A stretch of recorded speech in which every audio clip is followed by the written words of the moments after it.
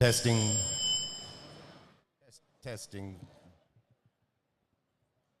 Testing 1 2 3. Testing 1 2 3. Testing 1 2 3. Y'all hear that okay? How about that? Where's Shacker at? He can turn those down just a little bit.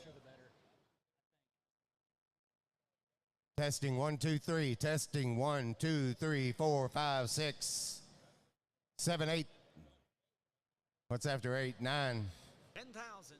25,000. Okay. Jacker's out. Stanley's in, boys.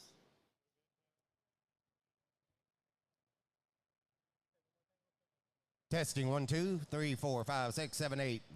Testing 1 2 3 4. We're going to test this one, too. How's that sound out there, folks? Pretty good. Test 1 2. Test 1 2. Jason Lackey, are we live? Do we know if we're live before we start saying things? We're live.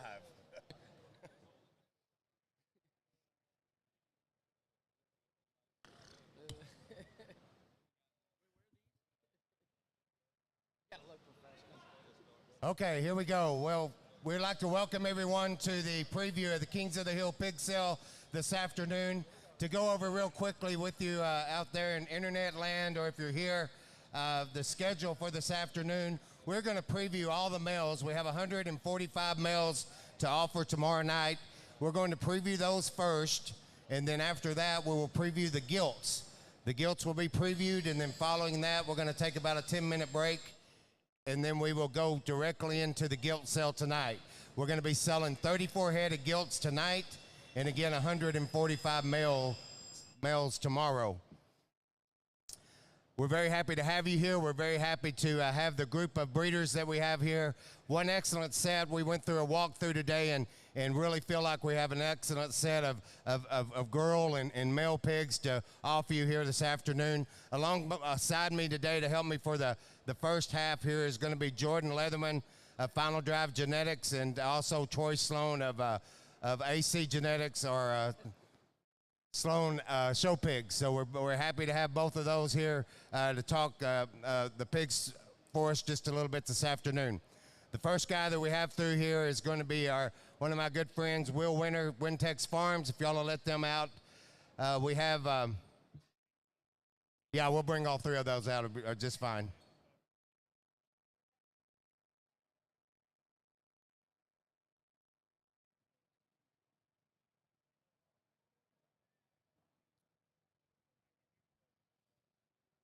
And y'all will have to help me just a little bit with the tags here, but I believe the blacker pig against the fence is going to be tag number 4. Is that correct?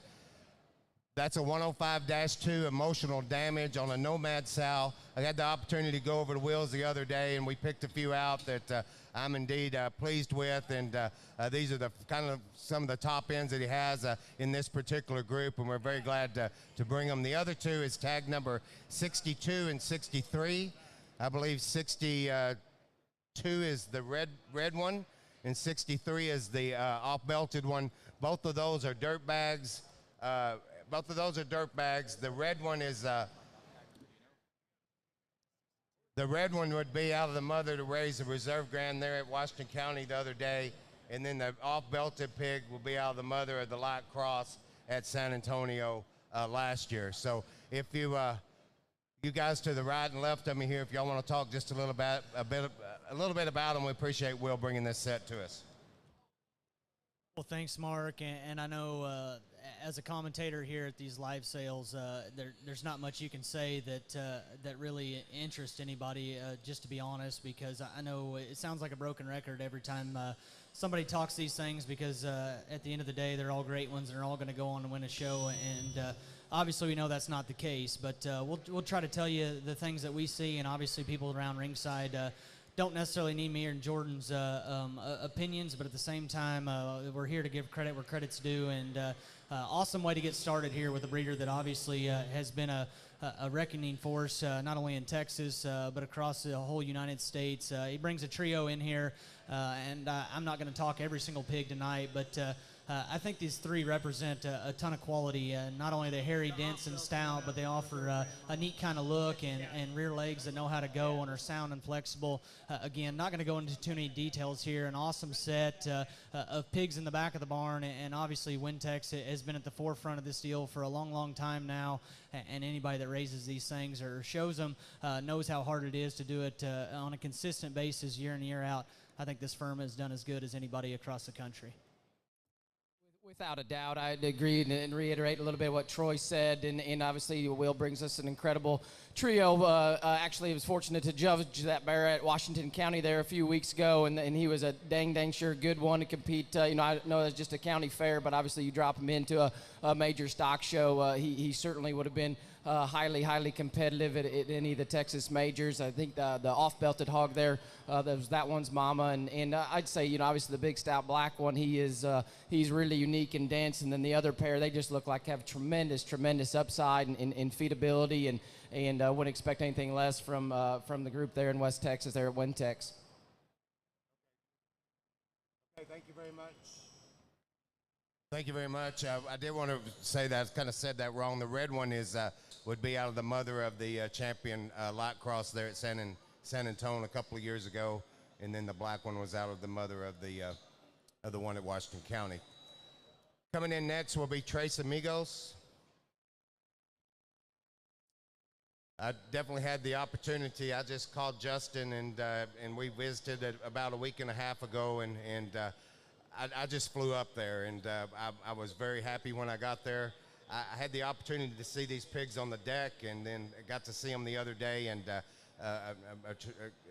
they're going to bring in an extremely good group of pigs, some 15s and 35s that are pedigreed really good. These 15 litters that you're going to see are going to be tricked out on a never before, which is basically a Reckoning's mother that the Wintex firm bought that didn't last long with us, and we all wish he would have lasted a lot longer. And then the 35 litters that we're going to see are going to be, they're actually going to be tricked out also back on a Stay Classy sow, which that Stay Classy sow would be a Reckoning's sister. So very good pedigrees here to look at. What do you guys think here?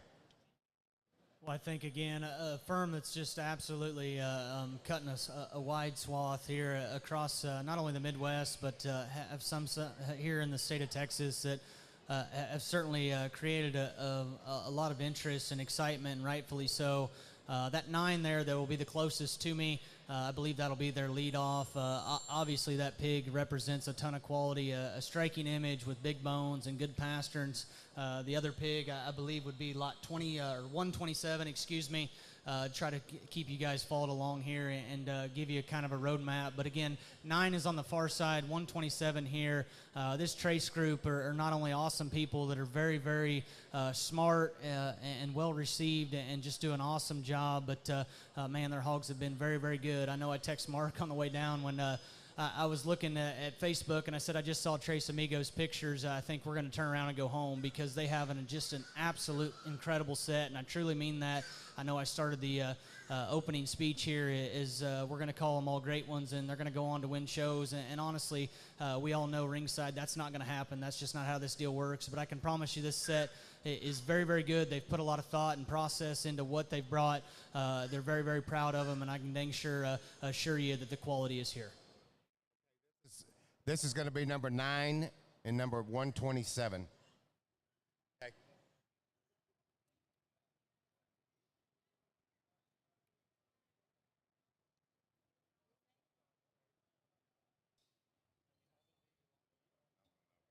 We're going to have to watch back and forth.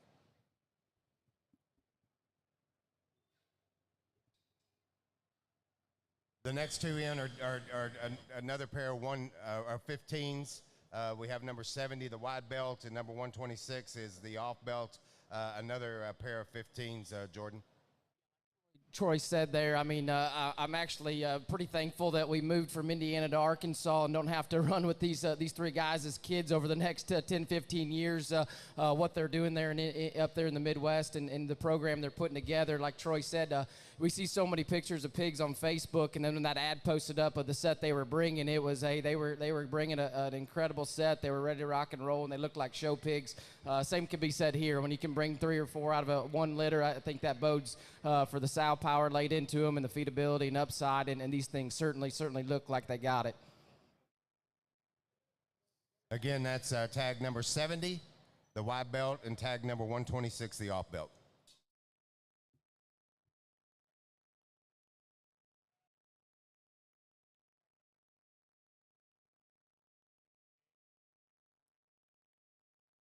Coming in next for Trace is 68, 69, and 128.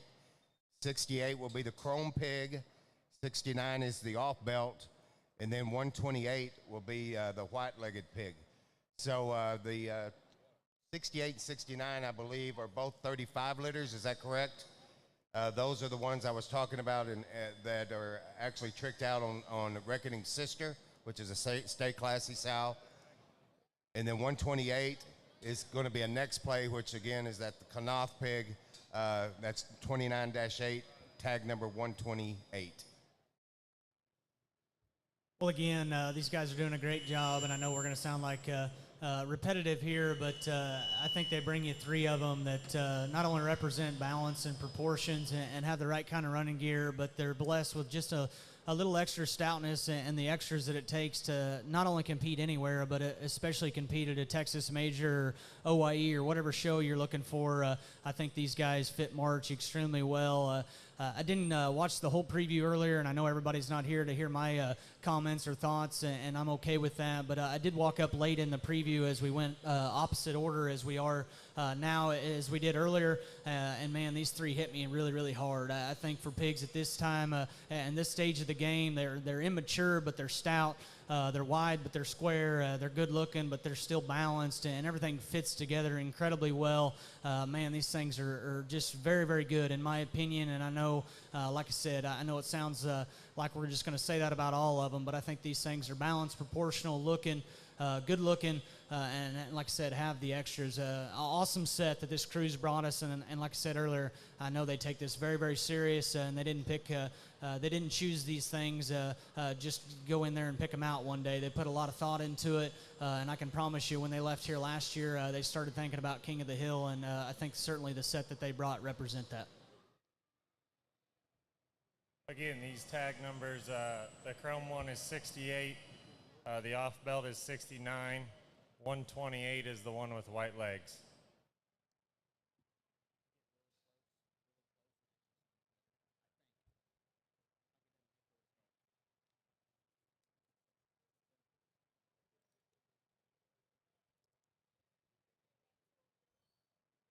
Next in the ring here, we'll have Lackey Livestock. The first one they're going to drop in is tag 10. That'll be 117-6. Pedigree is Unashamed, Rusty Cage Dirty. Mom is a littermate to Soul. And Lackey says he's clipped and whip broke, and he's ready to be here at the sale. What's your guys' thoughts? And them guys to, like he said, clip one up and get them broke and ready to go. You know, must know Jason's really pretty high on them. The Unashamed deal's been very, very popular, especially here this fall, selling so far. And then you read the backside of that pedigree and the sow power laid into him. I mean, that thing just looks like he's got a major league show bear and ready to rock and roll and go.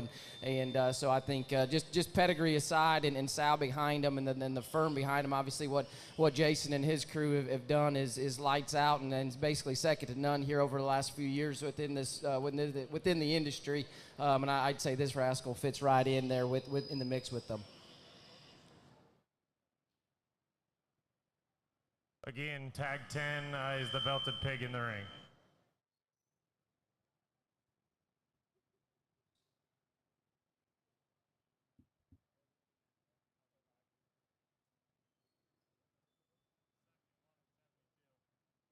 The next 2 in will be, again, from Lackey Livestock. That's tag 71 and 72. Tag 71 is the white male pig. He's a cracker, Jasper. That's one of the better white sows there at Lackey Livestock.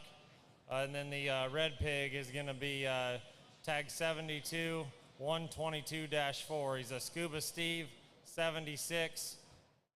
This is one of, or goes back to the old Stewart sow there at Lackey Livestock.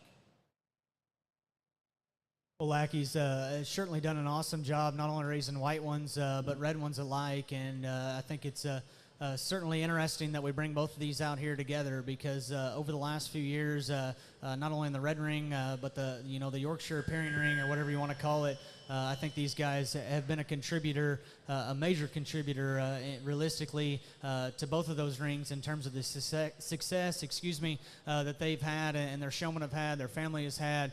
These two come out here, and like I said, I'm not going to sit here and talk them all individually, but that white one hits me like a ton of bricks, I guess. Man, that one's short-bodied, but yet he's extended off either end of his skeleton and knows how to utilize his hind leg. The red one certainly looks like one that'll feed. Again, the white one is lot 71.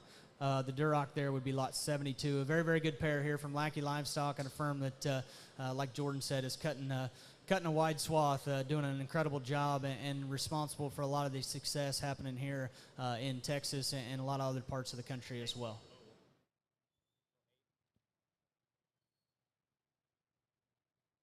Next coming in the ring here will be Corb Farms, tag 8, ear notch 39-1. This white male pig is a Soul 10-4 stockbroker. Mom was a popular show gilt for the Logan family in the summer of 2022, and Soul has done a ton of great things in terms of making these Yorkshires that look like this male pig that Bobo brings to us here today.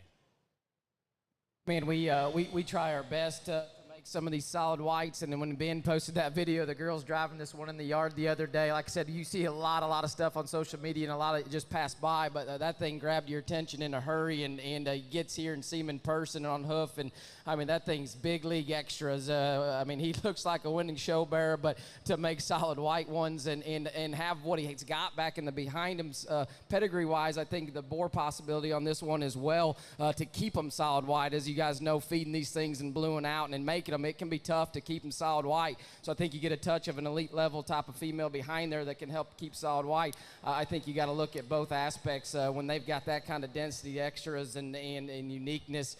He's certainly got versatility of whatever you're wanting to do with your situation. Again, this one's tag 8 from Bobo.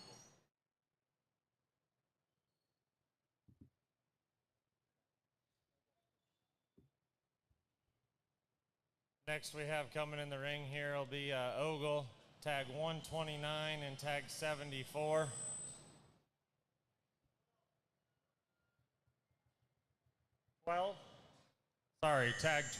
Tag 12 and tag 74.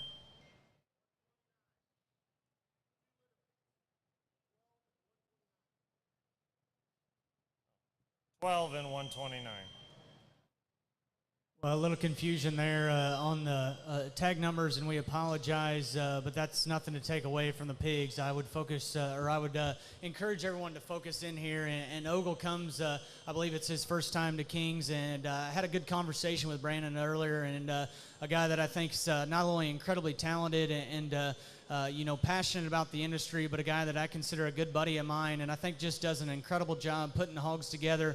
He's not the guy that's going to post some flashy picture or video on Facebook or maybe overhype anything that doesn't need it, but I can promise you the livestock are good, and this set of pigs that he brings, I think is one of the more neat ones across the whole barn, and I don't know exactly which one is which, but I think this pair represent just a ton of quality. I think it is actually 12 on the far side, as I saw that one go away. I asked Brandon about that one earlier, and I know certainly we're not a boar stud or feeding any barras this time of year, but I absolutely love that pig, and I have no idea what he will bring, but it'll probably look like a bargain at the end of the day. That thing is stout, he's dense, he's flexible. His squareness from his blade to his knee to his front foot is just absolutely as good as it comes. I absolutely love that pig, and I know not everybody's here to hear my comments, but I think that one's awfully good, and then the other one there is certainly no slouch. Tall shoulder shoulder, level back, has big legs there. That is 129 here closest to me. That's 12 on the far side. Again, I know Brandon's got a good set here, but these first two I think represent elite livestock. Very, very good pair in my opinion.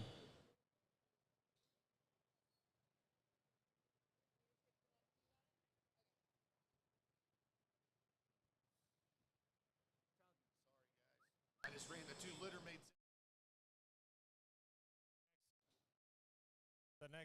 The next two coming in here will be 74 and 75. 74 is the wider belted pig. 75 is the narrower belted pig. And these would be, they'd be tricked out King Cobra, and then the 50-4, which I believe would be the tag 75. He would be a Soul Rusty Cage, and the mother is a full sister to Soul. Like Troy said, I mean, Ogle's probably, and he's probably not flashing it all over social media, but he's probably hustling as hard, gathering up some elite females and buying them up right now behind the scenes as much as anybody, and it shows to fruition here. I mean, think about, you know, that traditionally belted hog lined up pedigree, and he looks like he's going to feed, and even though he's lined up the way he is, and he's got some unique big league parts, and that thing, whether it be boar prospect, bear prospect, whatever, when you consider all pedigree aside, that is a very, very unique critter. And then the white belted one's another one. Man, square built, good made. That thing looks like he's going to feed it incredibly well. The Ogle hogs always go home and just feed incredibly well. We feed against them quite a bit down there in southern Louisiana, and they're tough to get around at them shows because they just feed and do an incredibly good job. And so I think, like his first pair, another really, really neat pair. Pedigrees are really neat and extremely good, and where they're laid in. I know not everybody cares about pedigrees on these things or necessarily sows when you're buying them, but when they've got those kind of sows laid in behind them, chances are they're going to feed and go on and perform for you.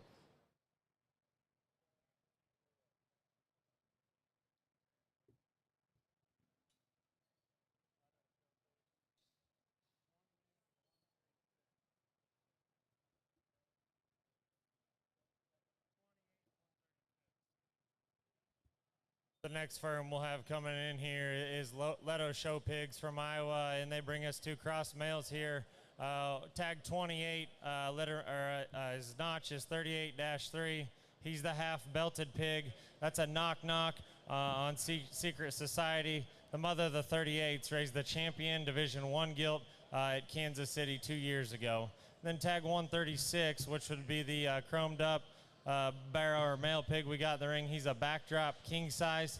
The mother of the 45s is a litter mate to Case Close, who stands at SGI, and that one's grandmother is Rizzo.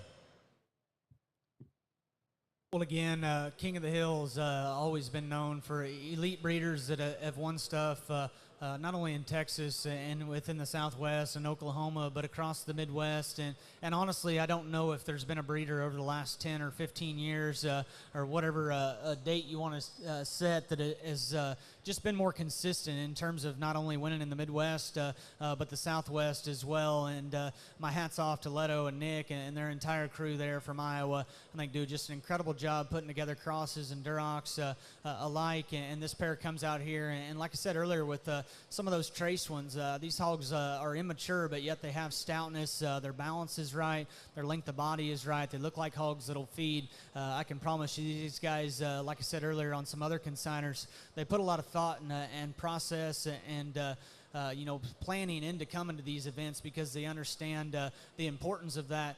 And I can promise you these hogs will feed. I think they look like hogs that have rib shape, have body, and look like they fit, you know, that late February to mid-March range incredibly well, balanced and proportional. A very, very good pair here that Leto brings.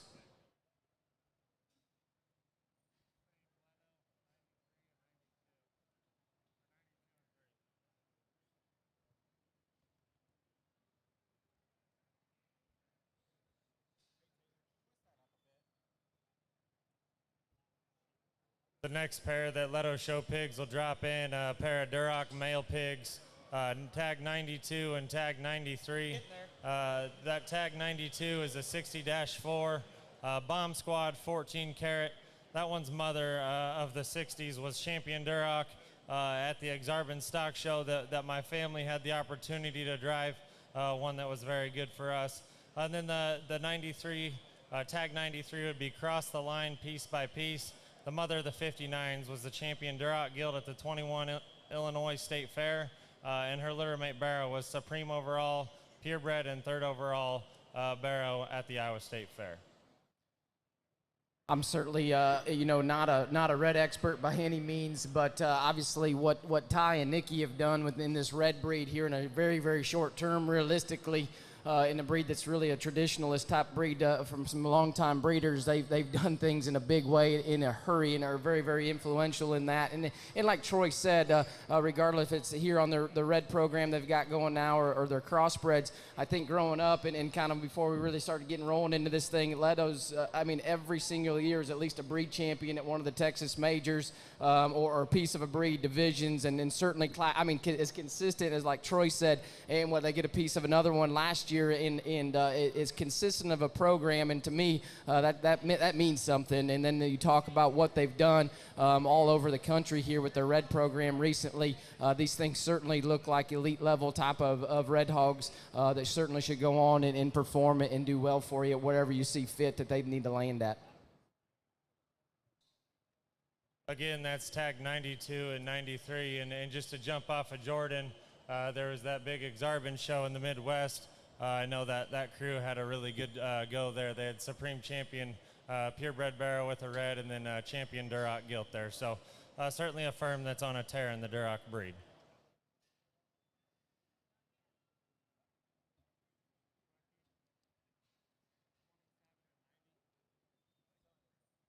Schwecky's going to roll in a pair of cross males here, and we have tag 27 and tag 90. The tag 27 is the more chromed up one, and then tag 90 is the wider belted one. Of that pair, they're both 247s, 247-1, which would be tag 90. Roll call, next play on Rusty's sister. And then 247-4, which would be the chromed up one, is a roll call. Next play, again, on Rusty's sister. The roll calls have worked great there and at that firm, and one that is back on Unleashed Sister that stands at Laird's. Well, much like I said about Mr. Ogle, I think could be said about the Schwecke firm there in Minnesota. And, again, somebody that maybe doesn't blow up social media and is the best marketer in the world, just raises good pigs and does it on a daily basis and does it at a high level across the country. Obviously, he comes to a lot of these things in the South and understands the importance of quality and understands how important it is to bring good ones to these things. And, man, he brings ones that are the right size, that are the right kind of maturity, the right color pattern. They're stout skulled and got shapely backs. They're balanced and proportional. They got the right kind of length of body. Again, like I've said so many times, and I know it sounds repetitive, but the pigs are good here. The pigs are good in the back of the barn. People understand the quality that it takes to stick out at the King of the Hill, and you certainly don't want to come here and be embarrassed. And I know Schwecke has a pair here and some other ones that he's certainly excited about. Like I said, they're stout, but they're good looking. They're balanced and proportional. They have the right kind of feet and legs. I think these things fit marching incredibly well. Barrow buyers, boar buyers, whatever it may be, I'd certainly look in here. A firm that's doing just an absolute incredible job and brings a pair that look the part, in my opinion.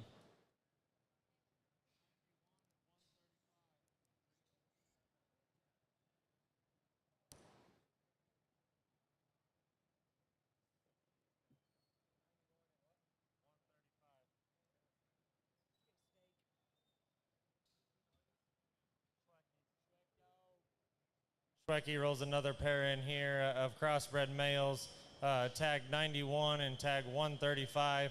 The tag at 91 is the wider belted male hog. That's a backdrop, next intention, blurred. Mother raised a 15 litter this spring that's out of drop kick with some elite gilts and barrows that fed very well this summer. And then the other one that we talked about, tag 135. That is the smaller belted one that the young man's on in the ring in the middle. That's an All Mine Undisputed. All Mine is the My Intentions Pawn Star boar that he's been using very heavy and loves what he sees. I know I've been up to Schwecke's a few times, and man, those All Mine pigs are extremely impressive. every time I'm up there. Zach's a guy I certainly consider a good friend, and his positive attitude always puts me in a good mood every time I see him. And you know, he's been an incredibly good hog breeder here over the last few years. They've just even gotten better. I think he's had some competition in his household. He's had to make his hogs even better to rival his wife's Charolais heifer program they got going up there. And it's been incredible to watch Zach's program develop, certainly even to another level here over the last year or two. And if you've been on the Texas baby pig sale scene here over the last month and a half, they've been hard to buy and they've been high, and for good reason. His success he's had here over the last couple of years has been extremely well, and like Troy said, this is the Kings, guys. Nobody's bringing average ones. These look like incredibly good feeding hogs that are high level here at this point in time, but then you look at how Zach's hogs have fed and gone on and performed. They've got nothing but big time upside potential. Zach brings a really good set here to the event again this year.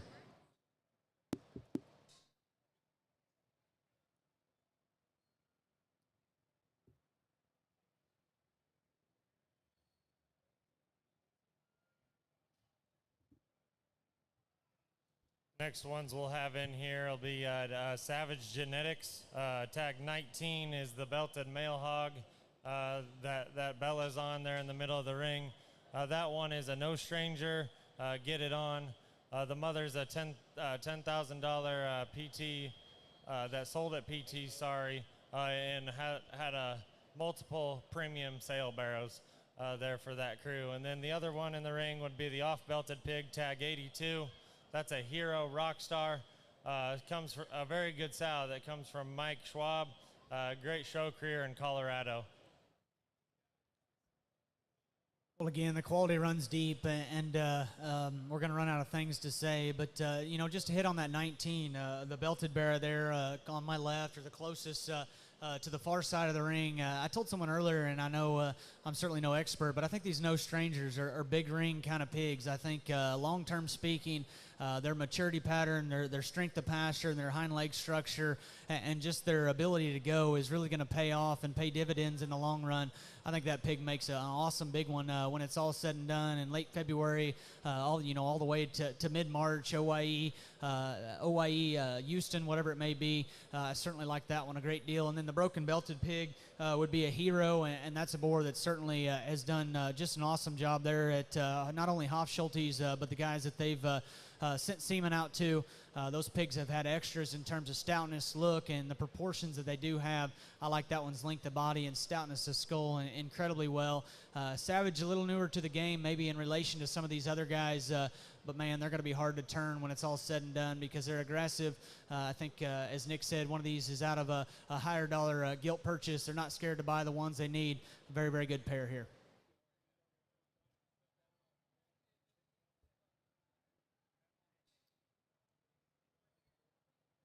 The next firm we'll roll in here is Steve and Mark Gray, and certainly a firm that's been making extremely good pigs. Tag 37, which is the wide-belted pig, that's 17-5. Tricked out little bro American bad boy. The dam is the mother to dumpster diving at Wintex. Been very consistent for this firm in terms of producing sale qualifying barrows. Then that one's litter mate, which is tag 102. Notch is 17-1. That's the off-belted pig that the young lady on the in the orange shirt is on, and then AC would be on the wider belted 17-5 here in the ring. Again, these are tricked out little bro American bad boy. Well, like I said earlier, stepped up late to the preview after we got ours through and made sure that they got back to the pen in one piece, and came up here to see as many as I could, and unfortunately didn't get to see as many as I wanted, but told someone earlier I thought Mark Gray had a very, very good pair of tricked outs, and I mean this in a good way. I think they're a little bit different than maybe some of those tricked outs. These things read to be chubby in their forearm, or forerib, and read to be naturally good fleshing. They have big backs and stout ends, yet their balance and proportions when you set up to the side of them are very, very good. I think everyone would agree ringside that Steve and Mark Gray are not only good pig breeders, but they're awesome people, and certainly surround yourself with those kind of people within this industry, and I think the success will come. And a guy that obviously raised a pair of boars that's cutting a wide swath, and I know I've said that before in the preview, but man, you talk about, quite frankly, and no stranger cutting a wide swath here, and this pair I know are tricked outs, but those guys have done just an awesome job putting together not only competitive show pigs, but boars that are contributing and ultimately making the next generation better. I love this pair in terms of their stoutness, their bulkiness, they're short-bodied, yet they're balanced and proportional. A really, really good pair in my opinion. Again, AC would be on lot 37. Their Laney would be on lot 102, Stephen Mark Gray.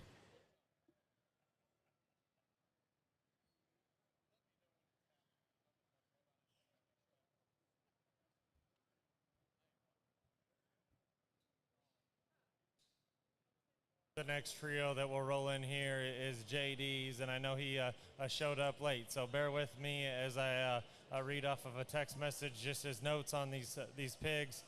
Tag 36, 18-2 would be the belted pig. That's a Quite Frankly Anchorman Hold My Beer 71. This has been a great litter.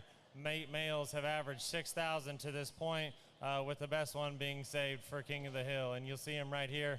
As the belted pig comes back across the ring. Sal here has been on a tear, and grandma is Cinderella's mom. The next one that we'll talk about is tag 101, and that's the white pig, 24-2. That's a Change the Game baby blue. The 24s have been a very popular litter. Change the Game was his champion boar that he exhibited this summer at the expo. Sal here came from McCoy's. Pigs within this litter out of that sow have fed incredibly well for this crew. The next one that we'll talk about is 141 20-2. That's the all black male pig there in the middle of the ring. That's tricked out never before. The never before sow here has had as many wins at his place as any of the sows on his farm. Most recently, she raised the $10,000 guild at the exposition. Not much guesswork here on the genetics, or from a genetic standpoint on the upside. JD is a guy I'd consider a good friend and buddy, and done some business back and forth with him, and judged some shows for each other back and forth, and as talented and young as anybody in this game and industry, and it does not take long to trace back to some record-setting females and females that have had major success in this industry, go right back to his firm and what he's doing there and putting together. And I thought there's some really unique prospects that rolled through here when we were watching the preview earlier. That solid white one, those changed the games. Several of the pictures them boys in Oklahoma have put up with them changed the games. Have looked very, very unique and lots of blues, but that one certainly looks to be solid white, and I'd say probably get to say solid white from that standpoint. Then the belted one's got an incredible pedigree on the backside, and this black one came in, and I know there's a few guys in the building that can't stand solid blacks. I personally could care less on color. That is an elite animal in my opinion. And I would say most judges you get to show to, if they look like that and are that good, I think we're in the point in the industry. It's hard to put elite level livestock together, and regardless of color, that one looks next level in my personal opinion. And the whole set looks extremely good. I think JD did a very good job here bringing some unique critters for you to evaluate and sort through.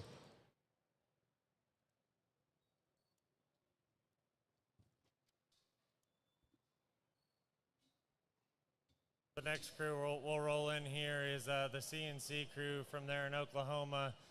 They bring tag 18, which is the off-belted male pig the young man's on, just driving across the middle of the ring. That's 39-9. He's a Quite Frankly Honor Society. This Quite Frankly male comes from one of the deepest litters they've raised this fall. Littermate's sister was the high seller at the she sale, and Sal was purchased from TKO in 21 at OYE. Again, that's tag 18. That's the off-belted male hog. The next one is tag 82. It's the white male that's driving across the middle of the ring. Tricked out, me against me. Out of the sow we own with Winter Boys down in Oklahoma. Mother has raised a very good set going into the fall shows.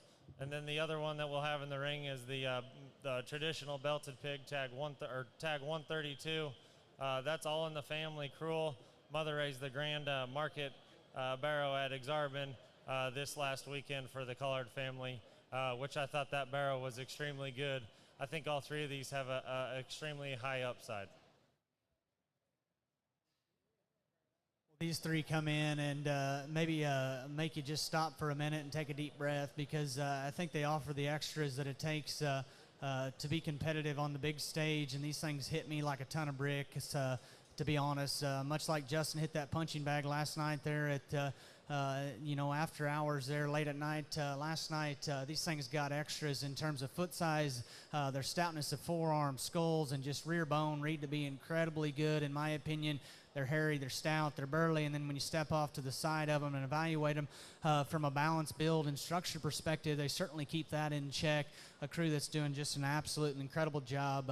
I'd like to go into details and talk them, but I know nobody cares what I have to say, and at the end of the day, I don't know if there's enough time to really talk about the good that these three have, because I think they represent what it takes, like I said, to win at the highest level, board prospects, whatever it may be. I would check in here, a crew that's doing an incredible job. I know we got a Sal from them that's done just a very, very good job in her short time at our firm and many other places across the country. Have dipped into the Sal firm or the Sal's there at their place, and I know they've been strong contributors wherever they may be. Just to help everybody along in terms of in terms of tag numbers, excuse me, the 82 would be the white pig. The 18 is the off belt there in the center of the ring, and then the more traditional belt would be tag 132. I got to go to their house for the first time ever here this spring. I know we'll try to keep it quick. There's a reason they look like that. You pull up down the drive, and on the left-hand side, them sows are out in huts underneath some woods and some pasture ground there, and there's a reason they look like that. Them things are burly, they're dense, they're stout, and the show pigs represent that. You pull up and see them sows, and you figure you better ship about half yours, because them boys, they don't mess around with average females. They are very unique, and that's why their show pigs are the same way, and a very, very good set them boys brought.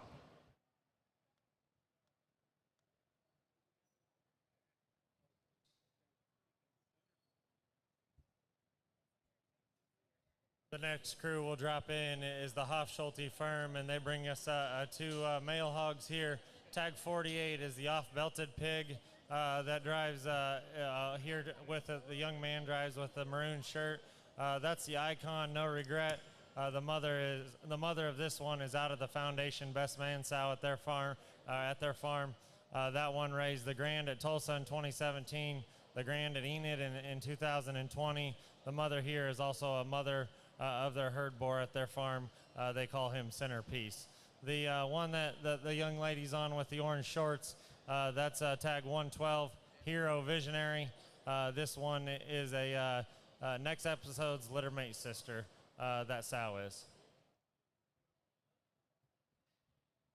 Well, Hofschulte comes in, maybe showed up a little late to the party, but man, these things don't necessarily look like they just got off the trailer and a ride from Oklahoma. Holy smokes, I think this pair is awfully unique in terms of the stoutness that they have, and I don't know if I'm going to separate one from the other. They're both stout skulled. They come at you open and broad in their chest. They're big in their blades. They got stout big backs in them. They go away and they're broad in their pin sets. They're square in their hocks. Man, these things are hairy. They're stout. They're dense. They're balanced and proportional. Again, I know we talked about it at CNC right before us, but here's some Okies that raise ones that are a little more off-center, and I mean that in a good way. These things have far-reaching pieces, whether you're looking for bears or looking for boars. I like these guys a good deal. Consider them good friends of mine, but, man, their pigs represent elite kind of stuff out here in the middle of the ring. Everybody needs to check in on this pair.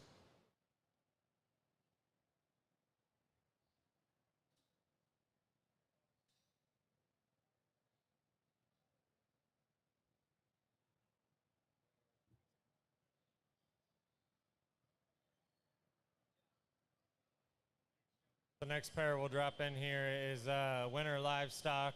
He brings us a pair, and the red hog that he's going to sell is his leadoff is tag 47. That's the Duroc pig. He's a creation. Deal with it. That one's mother was the champion Duroc and reserve grand overall gilt at the 2020 recovery there in Des Moines. She is in a very impressive red sow that he stands there at his farm. And then the all-white male pig is tag 111. That one's an Albino Rhino. Stay classy. Hold my beer 71. 2 shots and never before. in this pedigree and 2 shots to stay classy.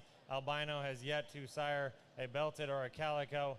Mother is Uncle Bob's sister, boar they have there at their place, and then and the grandmother is Blue Duck. Grandmother has never had a belted pig as well, so I think one that certainly will stay white just looking at his pedigree.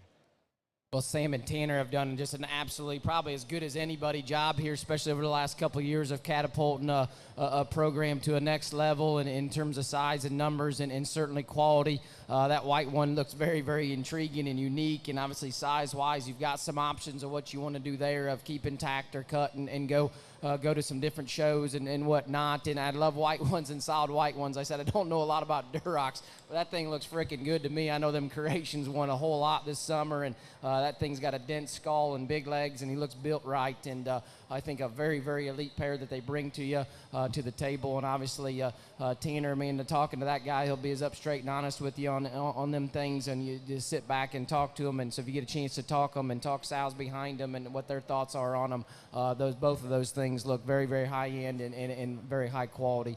Hats off to both of you there.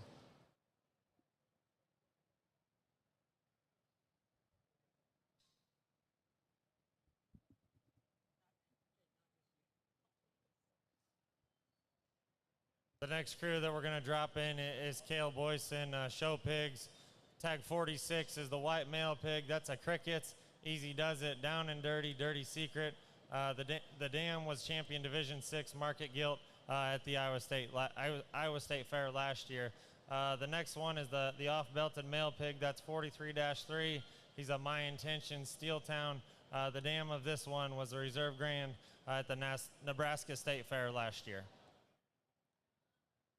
The Boyson crew, I believe, are new additions to King of the Hill, and rightfully so, that they got the invite, a firm that's doing just an incredible job there in Iowa, not only producing pigs that sell well and are well accepted when you come to these live sales, but at the same time they feed, they perform, they win shows. Cale and his crew do an awesome job with following up and customer service. A young man there that I think is doing an incredible job and has a bright future. And then you look into the pigs, and they're the right kind of size, they're the right kind of maturity. I know I talked to Cale there a few weeks ago, and he said he had some younger ones that might be just a little bit smaller than some we're bringing to the live auctions here in Texas, but at the same time he was very excited about them, and you drop them in the ring, and I think that's certainly solidified here. They're short back, they're good looking. Man, they're stout skull. They're very, very dense, very, very hairy, and still maintain flexibility and the right kind of balance. A really nice pair here. Obviously, difference in terms of color, pedigree, what may be, but man, these look like the right kind to me to be buying at this time of the year to ultimately show in March, whether it be OYE or Houston or whatever it may be. I think this pair a good deal.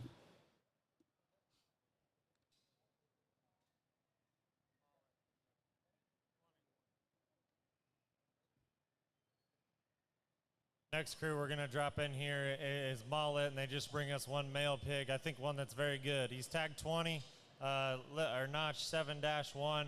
His pedigree is all rise, nomad, never before.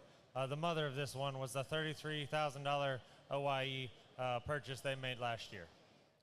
Man, John's done just an absolutely incredible job, and obviously Cole here helping him out and helps him there at the house, and obviously the no intro deal and now the all rise deal has been John's bread and butter, and it's had a huge impact on our industry and all the way through, and John's been as aggressive as anybody buying elite level females. If he finds one he likes, he goes and just buys it, and his sow herd is incredibly powerful, and I think that's represented here with a very, very neat and intriguing animal. Again, another one that had a waspy good photo online, and you get here and see him in person. Sometimes those disappoint you. This one did not. What his photo looked like online, it certainly maybe didn't even do him justice of just the extras that he has here in person. I think that thing is a very, very neat animal. Got a neat pedigree, and whatever you want to do with him there from that, cut him or keep him, whatever your options are. I think the Mullet firm brings a very, very good animal to the table.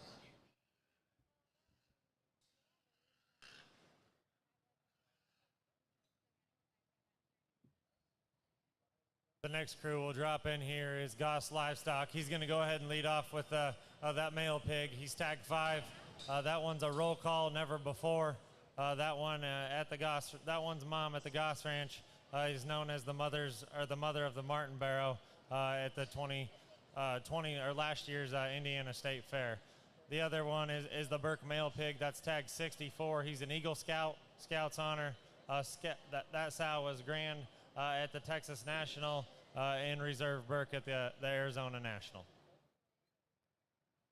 Well, excited to talk these, and I know anybody that buys pigs from Goss knows that it's not hard for him to sell them, and it's not hard to sell them early and often, and the fact that this Belton one's bigger should mean something, because that means he's setting back, obviously, one that he's had a ton of faith in moving forward, and when invited to Kings, you certainly put a lot of thought process into it. That tag 5's got a monster back and a stout skull. You step off to the side of him, he's very good balance, very, very good looking, and man, that sow has been incredible for that firm, and really those pigs have fed across the country for anybody. I know we've got a daughter out of her. When I judged Indiana there with Kelton, I thought that was maybe as good of a pig as I had ever seen that won that state fair, and I know the critics will get hard on him in an area or two, but to make one that stout, that dense, and that burly as a show bearer, and that mom has done just an awesome job. That pig should certainly create some excitement here at Kings of the Hill. And then you look at the Berkshire, and honestly, I'm not a Berkshire fan or really know a lot about them. I'm sure Kendall's behind this one, but man, that one looks good in my opinion. I know everybody's got their own opinion and not here to hear Sloan sell you pigs, but that 64, that Eagle Scout Berkshire male pig, looks like he could do some damage in February or March. He's broad in his chest, he's big in his blade. Stout in terms of his forearm, and bold up high, and still balances right from the side. A very neat pair here. Goss has been on an absolute tear. I don't know if there's a show anywhere in the country that he doesn't have something to do with one of the champions or reserves doing an awesome job. A young man here that's going to create a lot of excitement moving forward. So a good pair here, Goss Livestock. I think they said that Burke is pure. I mean, he's got papers, I'm pretty sure. That's a unique one that comes with some papers for those interested in that. The next pair of them that will drop in here is GNS Swine Farm tag 14, which is the whiter belted pig. That's a tricked out, never before. Dam raised the $22,000 barrow battle champion at perfect timing last year. The other one within the ring would be the off-belted pig, tag 76. That's a quite frankly next intention. Dam is a littermate to the grand overall open barrow at the 2021 Ohio State Fair, and their $15,000 exchange lot within this last exchange. Well, Garrett's another one that, a young guy that's gotten very, very ultra aggressive and purchasing high-end elite level females, regardless of what their price tag's taken to acquire those things, and it's catapulted his program in a very, very hurry to the top end of our industry here, and I think very well represented in this pair here. Obviously, it takes some extras to win at a high level. I think that one Garrett's on, that thing's skull shape and foot and bone and forearm, rear leg density, and his ability to reach and go. He's got some of those big time extras it takes to win at a high level, and then the smaller one, regardless, obviously he's a little smaller than the other one, but I think that thing could, huge upside potential in terms of that one's look, that one's squareness of pin set, rear leg assembly is very, very good. Looks like he should feed incredibly well. Both of them have high-end elite level females behind them, which I think contains and means they're going to feed extremely well. So again, Garrett brought a very, very good pair for you to evaluate and bid in and get in on here. They were pretty good. Not bad.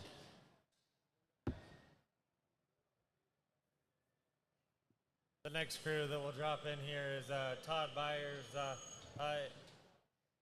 Then we bring tag 24, which is the one that the young little girl on with the white shirt is on.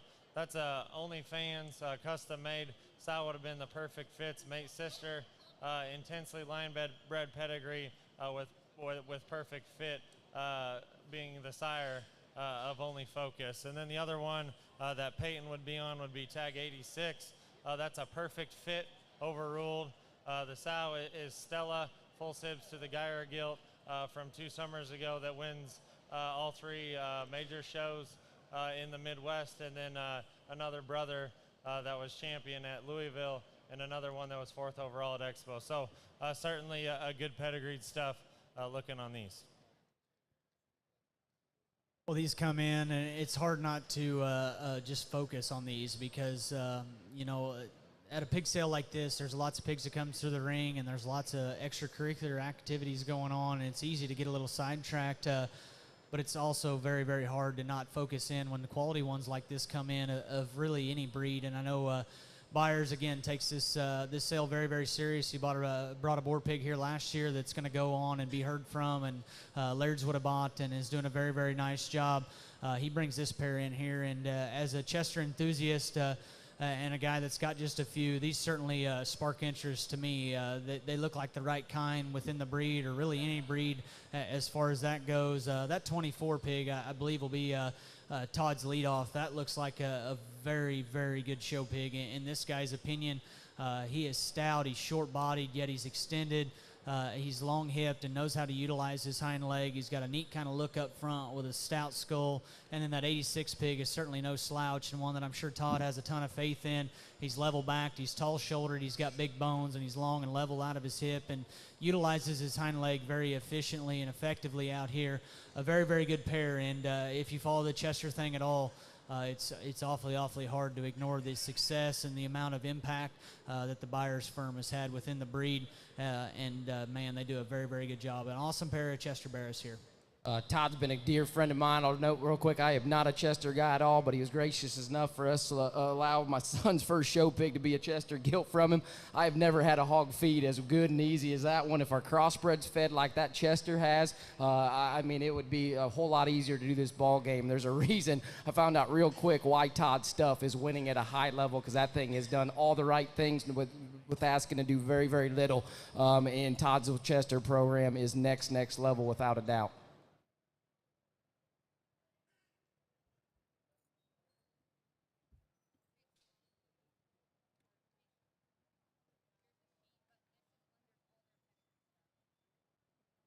The next crew we'll drop in here is Rutledge Reds, and certainly brought us 3 very good male hogs that are Reds.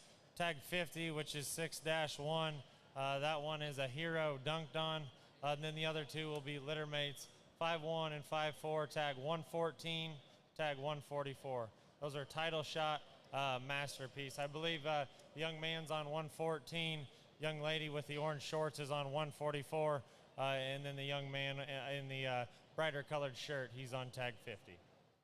Well, I'm fortunate enough to spend a good amount of time down in the state of Louisiana. It's a state near and dear to me, and we got good friends down there. And certainly the Rutledges are dang sure known for these red ones down there, and do an incredible job from that aspect, and bring some too. Like I said, I'm definitely not a Duroc expert, so you may want to talk into them and see which ones that'll fit your needs. But from these red ones, from little I know, they need to kind of have this maturity pattern, this look and build, and just flexibility of feet and legs to stay the course and be good when it counts, when it's all said and done. I think they bring a really neat trio of these things, and their program feeds, and those things get along very, very well to high level there, and they certainly look like they've gotten very, very good upside for wherever you see fit on an endpoint with them.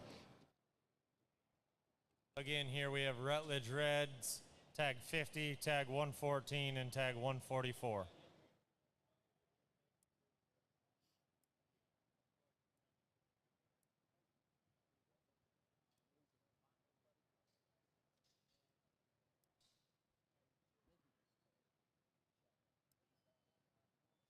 The next crew we're going to drop in here is Mullins and Peters, and bring us 3 nice male hogs.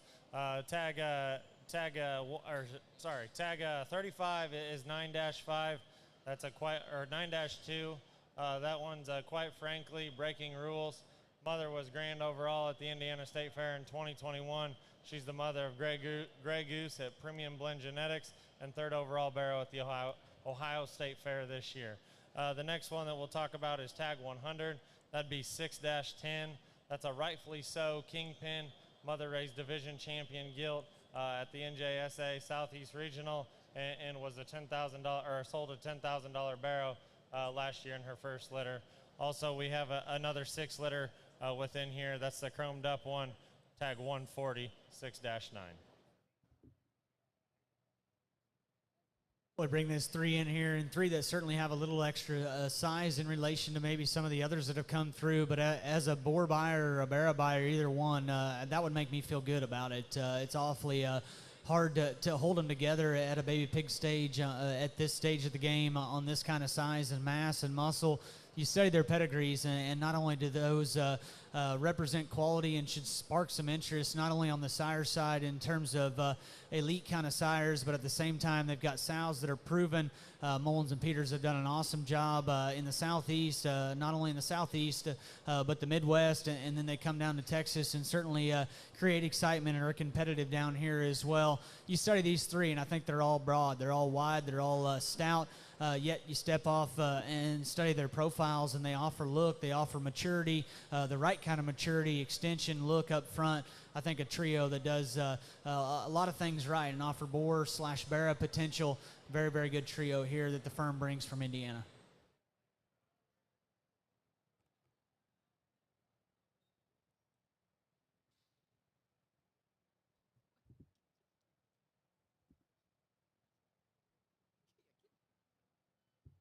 The next ones we'll drop in here is Linder Show Pigs, and they drop out the Poland Barrow, Poland Spot Barrow. That one's tagged 67. He's a times change, speak up.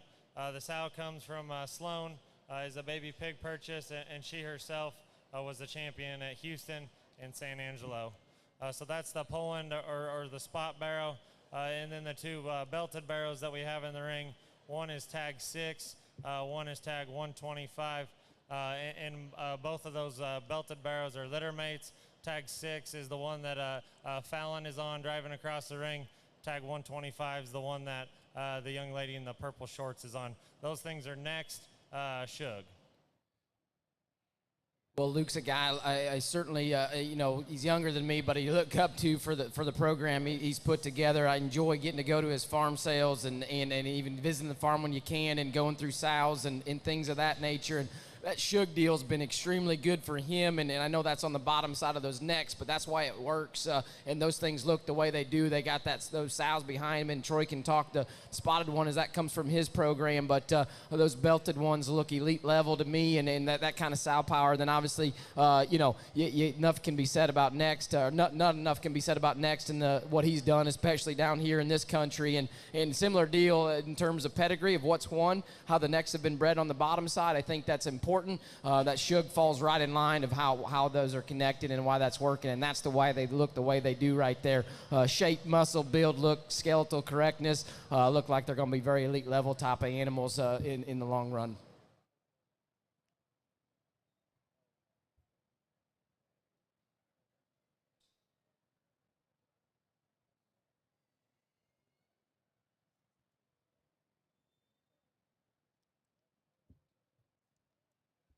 We're going to keep rolling here with Linder Show Pigs, and I believe Lauren's there on tag 65. That's the Berkshire male hog. That one's an Imagine That wedding night. The sow would have raised the champion at Austin in 21, class winner at Houston in 20, and also in 21. Full sib to Whataburg. Image that are, yeah, so she would have raised the full sib to Whataburg. Or would have been a full sib to Whataburg. And then the male hog, or the red male hog that we have in here is a Dos Maximus. That sow would have raised the class winner at San Antonio in 22. Well, an awesome pair here, and anybody that knows Linder knows he's not scared to step outside the box and do something just a bit different in his breeding program, and I respect him for that, and I know it's paid dividends there in his operation, seeing just an absolute ton of success across the country over the last few years. Like Jordan has said, he's not a Duroc expert, and neither am I, but that one looks like the right kind, in my opinion, from maturity and just build and balance perspective. His hind leg knows how to work. He's square. He's got good bones. A very, very nice one. And then you study the Berkshire hog. And I don't know pedigrees. If I said, I'd be lying, because it really doesn't matter. I don't know. I don't follow the Berkshire thing. man, that one is short-bodied. He's proportionally has a wild look up front, and he comes at you incredibly busted open in his chest and square in his knee. That one's crossbred looking, and I think, man, that's a good thing within that breed or any breed. A very, very unique pair here, in my opinion, that has very, very far-reaching pieces.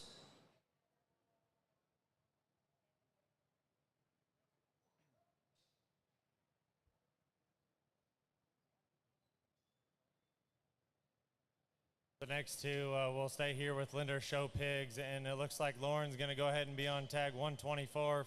That's the Yorkshire. That's a Wham gas pedal. Mother is the grandmother to the Grand in Austin at 19. And then the other one that Fallon is on is the blue one. That's tag 66. That's a Shug, and it goes back to a V40 step 1. Well, I joked with Luke earlier. I think he literally brought you one of every breed that almost you can show to Texas Major, and in terms of colors and in different breeds and represented, and that's a testament to a guy's program like Troy iterated. Luke just kind of does his own deal down there. That's why I respect him so much. He kind of does what he wants to do and makes them good and high end and high level. That Wham boar's been very, very, that white noise son they got there, they've been very, very high on that thing. And you can see here why with this white one, just the extra shape and muscle, and that thing's waspy fronted. Then a blue one that's built so killer good. And I think Luke got along very, very well with the blue one there at San Antonio last year. So regardless if he fits at one of those or if you can take him to a light cross division, I don't think it really matters when they're built and made like that. Again, Linder brings you an incredible set and wouldn't expect anything less from that firm.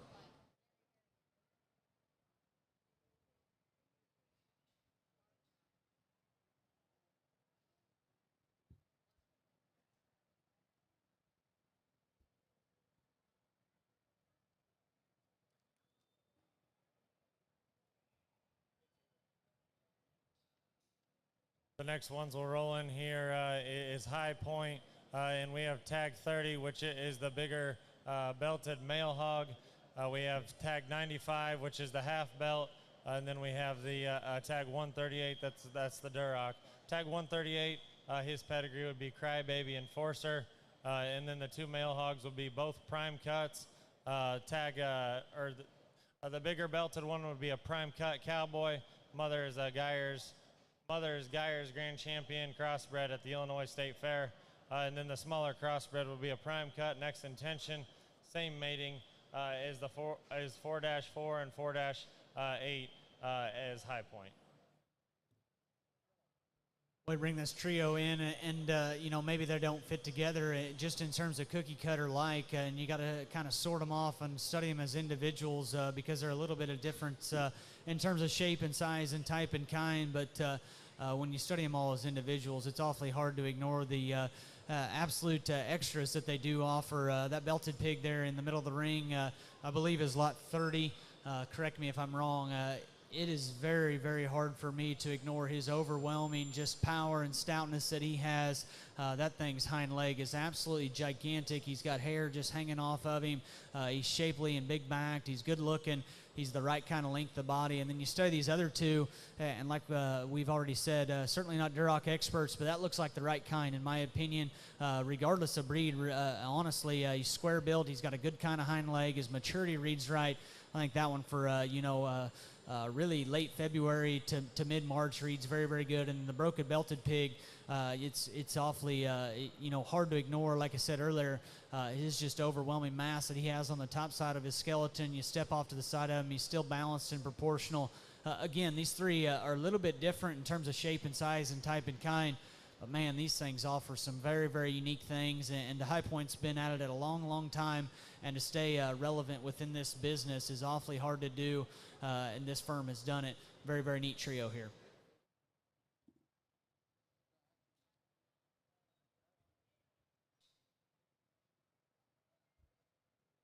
The next crew we'll drop in here is Weissinger Farms in a new addition here to the Kings of the Hill pig sale. I know certainly Nate is very high on this pair of pigs. The bigger belted pig is tag 23. He's a 1 litter. That's one's a Quite Frankly JoJo. That's a South second litter. In her first litter, he kept all the gilts, and she raised the boar Boar Ringmaster, Ringmaster at Layard's. Bought the mother for $9,500 from Heimer as a baby pig. And then the other one that he brought is the littler belted pig. That's a tag 85.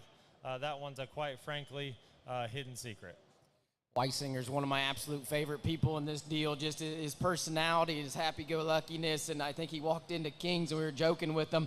This is his first time here, and he said he had to go buy a new shirt. Just the setting and the atmosphere and everything from that nature, and he definitely didn't come barefooted because this thing videoed up the other day and they posted online like we talked. He looked big league, and you see him here, the bigger belted hog, and he certainly is. And you know, that quite frankly deal's been lights out good, and that thing looks like a high-end, high-level one, regardless, obviously, if you want to cut him and go be a show bearer. But I certainly would say just with that sow behind him and everything, he's got some opportunities to be a herd boar as well. So dig in on where you see fit there. Then you get the smaller belted one. I like this pig a bunch. I love his maturity pattern, his skull shape and jawline, and then his look and build. His maturity reads like he's going to feed into an incredibly good big one. Awesome hip and hind leg. I think Nathan brought a very, very good pair for you. I think kind of go different directions on however you see fit. But I don't think this will be his last time here. This is what he's going to keep bringing. Kind of fragile. Very much.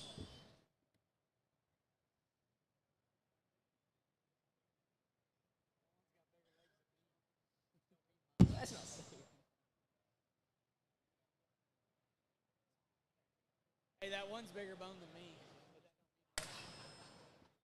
Yes, Troy is over here saying that one's got bigger legs than him. As we roll these next ones in, this will be Swallow Farms. They bring us the narrower belted one is tag 7. That one is My Intentions, Here I Am, a gilt litter, and the mom is a mate to the Champion Division 1 cross at LSU in 2022. Camden Mason, second at San Antonio last year. The other one that he brings is going to be tag 146. That is the one with the spots kind of on his back. That's a Here I Am. That one's the sow's second litter. Her first litter made the Reserve Division 2 at LSU and Reserve. Gabe drops a pair of these male pigs out, and Gabe needs no introduction in terms of the success that he's had, not only in Louisiana, but Texas alike, and then brings some up to the Midwest in off seasons, or hit their off season, if you will, and certainly spark a lot of interest and gain the attention of a lot of potential customers and serious feeders. He brings this pair in. I know how serious he is about this pig sale. He's been a long contributor to this sale, and I know at Team Sloan anyway, we haven't been at this sale long, but I know before we got here, Gabe was always one of the big contributors and one of the main breeders within this Kings of the Hill sale, and there's a reason why. It's because he wins at a highest level, and when he comes to the big sale, he brings ones with extras, and man, if you don't think these represent quality and have a very, very high ceiling, then well, I guess we can agree to disagree.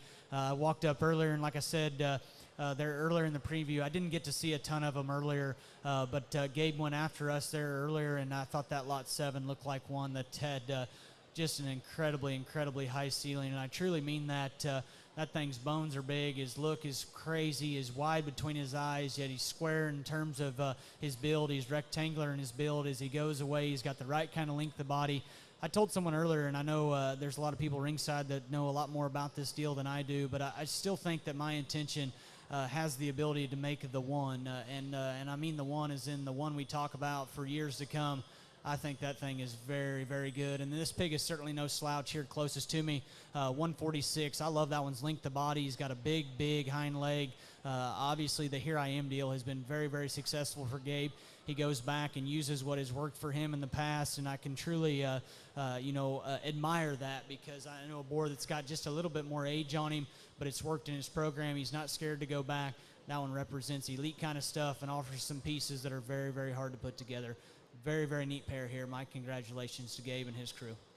I absolutely loved this pair when they come through earlier. I was sitting there standing talking to Boots or somebody, and I just stopped and watched and admired these things come in. These are 2022, 2023. I'm not big into trends and this and that, but that kind of waspy front ends, that kind of big dense rear legs that can flex and go and reach. If you can't win at a big level with ones that look like that, we're going to have to retry and re-rack. But that I thought Gabe's set looked incredibly good when they came in earlier and here as well.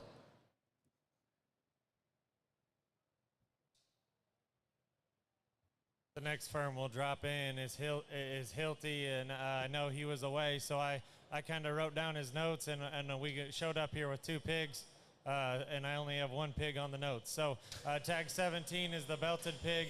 That one's a tricked out base camp visionary. The dam was champion crossed at Eastern Regional in 2019, and the grandma sold in the exchange for $25,000 to S squared, and I believe that other one is tag 81, and I remember when we were rolling that one through the ring here earlier today, they said Cinderella. So I think I could let Troy kind of tell the story on that one. Well, obviously it's no secret that me and Hilty are good buddies, and I know, before he came to Kings, he told me he had one that he thought was very, very good, and anybody that knows Hilty knows he's not going to really sugarcoat anything. I think that one represents what it takes to win and win at the highest level. Boar pig, Barrett prospect, whatever it may be. That tag 17 that's on the far side of the ring that Grant's driving, man, he's stout. He's big forearm. He's got the right kind of length of body. He's not fit on and just as poofy as maybe some in the back of the barn. Hilty's maybe never been just big on that, but man, just good hogs that feed very, very well. Become very, very good friends with Will over the last few years, and man, he's passionate about the pig breed, and I can promise you if you're in this deal for the long haul and you want to be competitive, surround yourself with guys like him, because he's not only a good human, but at the same time he's very, very passionate about raising good livestock and being very, very competitive. And then we got the 81 pig. Will was nice enough actually to come by the farm there and check out Cinderella's litter. That's the $95,000 gilt that us and Hilty would have bought there at Expo a couple seasons ago that would have broke the record. That one's been a standout from day one, and whether you like him or hate him or whatever it may be, that tag 81 means a lot to us. There's a pair of littermate gilts at home. We would have sold pick of the litter in the exchange for $37,000. That pair looks very, very good, and certainly excited about them. We got a couple smaller mate barras or boar pigs that'll come out maybe later in the season, but this is the one that we kind of picked out from Kings from the start. We think his just rectangular build coming and going is absolutely unique. His length of body, his color pattern, his proportions, I think are awfully, awfully good. And I know I'm talking about my own pigs, but I think Hilty would agree. We've been excited about this one and certainly wanted to bring him to Kings, an event like this, and showcase him. We're going to sell him under Hilty's name, mainly because he only brought 1 pig, so I guess 2 counting this one. So that one will sell under Hilty. That one's out of Cinderella, and quite frankly, one that we've been very, very excited about from day one.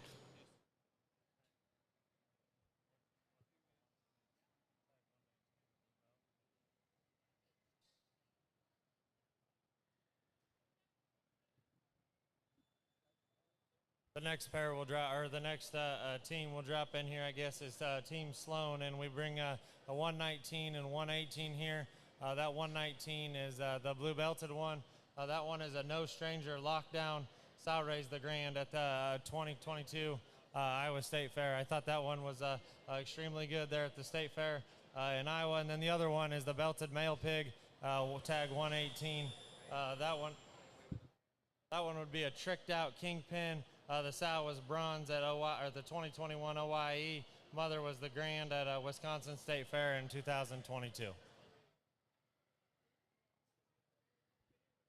I'm not big on talking our own because I know sometimes it can get a little repetitive, but appreciate Mark and the invite that we have had here and the pressure that we put on ourselves there in Missouri to bring our absolute best. I can promise you is as high as any kind of pressure that we do throughout the year. That 118 that AC is on, his mom, like they said, would have been bronze at OYE, and CNC raised her. Her first litter only had 2 pigs, but a pair that was very, very good, sold incredibly well. That one, one of those would have went on to win the Wisconsin State Fair this summer. The Blue Pig would be out of the same sow that would have raised the champion at the Iowa State Fair, and a sow that I think moving forward is going to be awesome. Obviously, he's blue, and I know everybody has their color pattern and things that they like and dislike about things. I think Jordan mentioned it earlier. If you're against blue or against all black or white or whatever it may be, I would challenge you to just study quality, because I think that one represents so many things that are hard to make, one that we've had picked out here for a long time. So a smaller pair here, but a pair that we've been very excited to bring. Again, the Belton one would be a tricked out. The blue Belton one would be a no stranger, two boars that I think are very well received within the industry. I know Troy doesn't want to talk his own, but we'll let him kind of describe and talk sows behind him. But I'll just say this.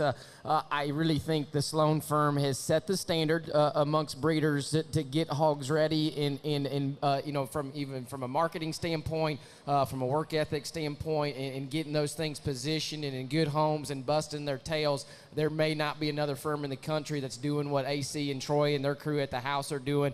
And so I tip my cap to Troy for that. It's well recognized amongst breeders and certainly guys buying these things. The way those things are put together, they've got incredible sows. They're bred upright, and then they go perform for you. And I thought the set they rolled out here today that we'll see here, they got a few more coming through the chute, are incredibly good. You'd expect nothing less. And them boys are as on top of this game as anybody right now. And I think with the set you'll see come through the gate here, come through, there's a very, very good reason for that. So I tip my cap to Troy, probably even more to AC. I think she's kept him in line and kept his head straight as good as anything. Maybe that's why their stuff's gotten so good here over the last couple years. Even though it was good before, it's gotten real good. And I think they're a very, very good team and do it well together. The next pair we'll drop in here is tag 57, which that's the one that AC would be on. That one's a tricked out, never before Teen Spirit. First litter gilt that was shown by the Platt family in the fall of 2021. And then tag 117, that one is a quite frankly never before Dilly Dilly, mother of the Grand at the Minnesota Youth Expo this year. And I know that barrow that was at the Minnesota Youth Expo was very good. So I think both have a very high upside. Well, thanks. And AC is on 57 there, and maybe got a little mixed up when we were tagging them earlier. But according to Mark Stanley, it doesn't matter where they sell at Kings. They're going to bring what they're worth, and I'm perfectly okay with that. That pig's given me chills since the time we weaned him. Whether you like him or hate him, I'm perfectly okay with it. One that has been one of my favorites, though, from the start, one that we've wanted to bring here from the get-go. That's lot 57. That would be a tricked out. That is a young sow that has a mom that is one of our absolute best. And I think from a first litter perspective, and we'll bring in a litter mate here in a bit, is maybe going to be as good as we have moving forward. And then Laney is on 117. I do believe that would be out of the same sow that would have raised the champion at the Minnesota Youth Livestock Expo. That's a younger sow, but the grandma there has done just an absolute incredible job. So his extended pedigree would be, quite frankly, never before back on that Dilly Dilly sow. And anybody that's followed our program knows that Dilly Dilly sow has been just absolutely incredible for us, for what it's worth. So again, I know talking your own can sometimes be a little tough, but we take this sale very, very serious, and a pair here that I think certainly represents what we're trying to do there in Cameron. Another very, very good pair that Troy and AC bring. And if you hadn't followed the program in the Midwest, they literally won, I think, almost every Midwest state fair, or especially you get west of the Mississippi within the Midwest and upper region there. And I think ones built like this, made like this, are very high end. I would expect that success to follow through again through this upcoming show season down here in the South.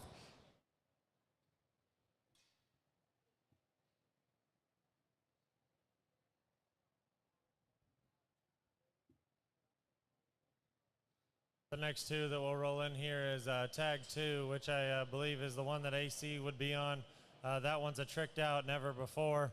The sow was the Grand Guild at the Stockman's Showcase when they showed her there. And then we have Laney's on tag 56. That would be the, quite frankly, Secret Society. That sow was 3rd overall cross gilt at the 2019 Arizona National. Well, again, a pair here that we've been excited to bring, and I know it sounds like a broken record and everybody's getting tired of hearing about it, but AC is on lot 2. That one has been picked out, I guess, for Kings for a long time, and I think it's always interesting when people say that because I don't know if it's any different than anybody else's place, but it seems like baby pigs change at a high rate of pace, and you can love one day and hate them the next. That pig has been very interesting from the sow on. Big hind leg, in my opinion, and notice how to utilize it very, very effectively. I can promise you moving forward, obviously those never before sows have been very, very prominent across the country, regardless of what operation you're looking in. I can promise you, though, if the sow farm is on fire there at Cameron, that may be one of the only ones that I'm going in to get, because I think she's got a very, very bright future and is going to do a very, very nice job. And then the one that Lainey has, her mom is actually visually one of my favorites. Unfortunately, has been just a little bit hard to get bred and settle over the years, and unfortunately haven't had just a ton of pigs. But I think he represents what quite frankly is doing very, very well. I think he's stout, proportional, short-bodied, and good-looking. That sow's done, in the few pigs that she has had, has done a very, very good job. She would have been 3rd overall at Phoenix there a few years ago and had a littermate Barra that would have won his class at Louisville that was very popular. So I believe he is lot 56. The other one there that AC is on is lot 2. Another neat pair. Obviously, lot 2 being their lead off, it is very, very unique. I really, really like this lot 56 when they brought them to the wash rack earlier today, and that was one that really, obviously, their whole set looks entirely good. I just thought his skull shape, his foot, his bone, his forearm, and we talk rectangularness of build, he's got that. He's got some extras, and I think it takes some of those extra densities, skull and just foot and bone and feature and build and proportions to win at a high level, certainly. And I think regardless, I think Troy's got, when you bring that many good ones, there could be a lot of arguments on your sale order and sale lineup, and I know it's hard to put together, and you got your personal favorites, but regardless of where they fall in their lineup, I would say dig into the ones you like, because it's a dang sure neat set.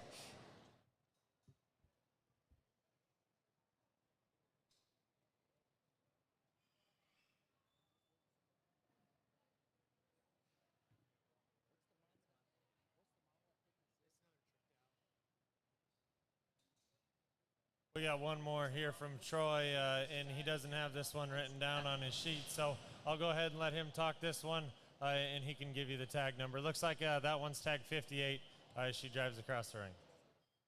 I apologize. We're not the most organized people here at Kings of the Hill.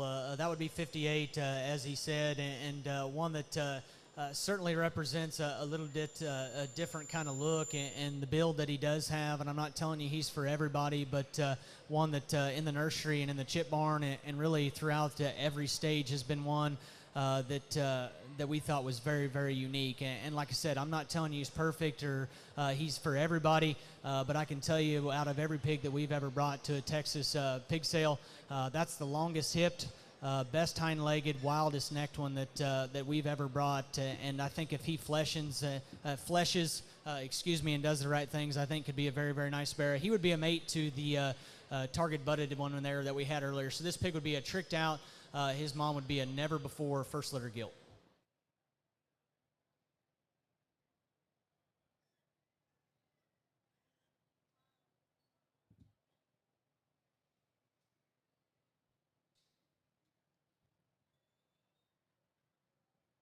The next crew that will drop in here, and it looks like the young lady is going to drive out here. We got Moyers in the ring, so my apologies. Tag 11, young lady's on is the chromed up pig. That's a back slap, dirty punch. And then we got tag 73, the young man in the blue shirts on.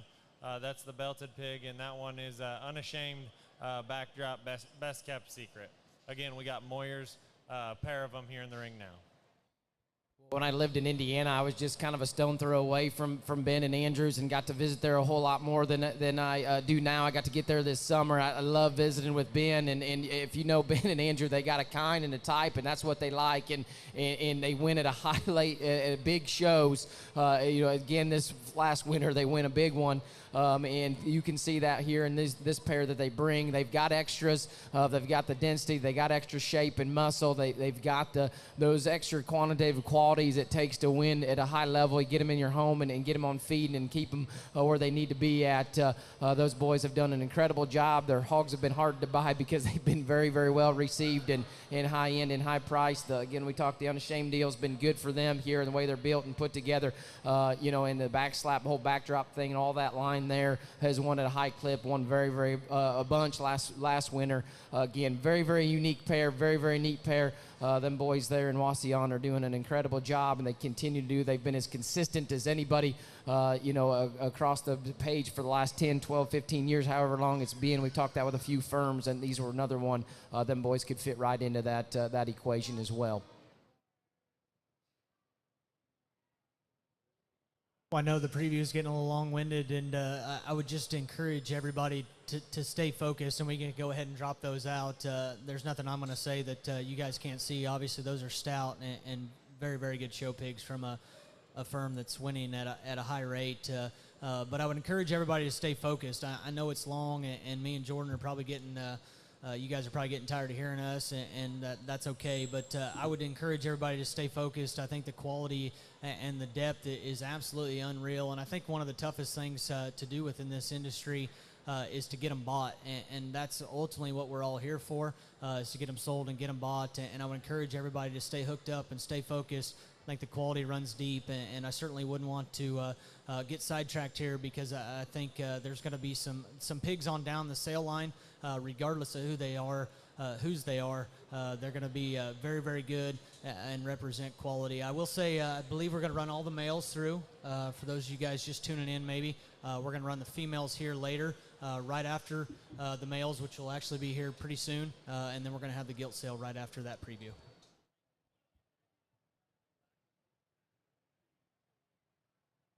We drop in Reynolds Farms here, and that crossbred male pig, the littler one here in the ring, that's tag 39. That one's a backbone backdrop. And then the Chester male pig here is tag 105. That's a burner phone box office.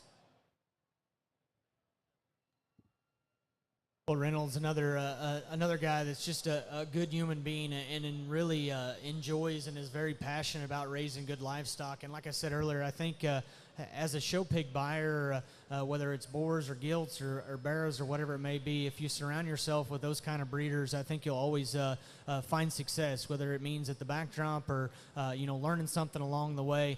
Reynolds brings a pair here that certainly differ just a bit in terms of size, but man, that Chester's one that looks like he'll feed. He's got a good look, he's shapely, he's balanced and proportional. I know the crossbred's certainly not the biggest pig that we've ever seen come through the ring, but that means he's got faith in him, because like I said earlier, these guys they sell pigs, and they sell pigs at a high rate of speed, and sometimes the best ones that you have left, and I don't mean that in a bad way, are the smaller ones. Man, that thing's square-chested and good front-footed as he comes right at you. His color pattern's incredible. His length of body's awesome. His hind legs got no quit. I know he's not the biggest one that we'll see all night long or all day long, but man, that one trips my trigger. I think a very, very good pig there. The Belton would be 39, and the Chester would be 105.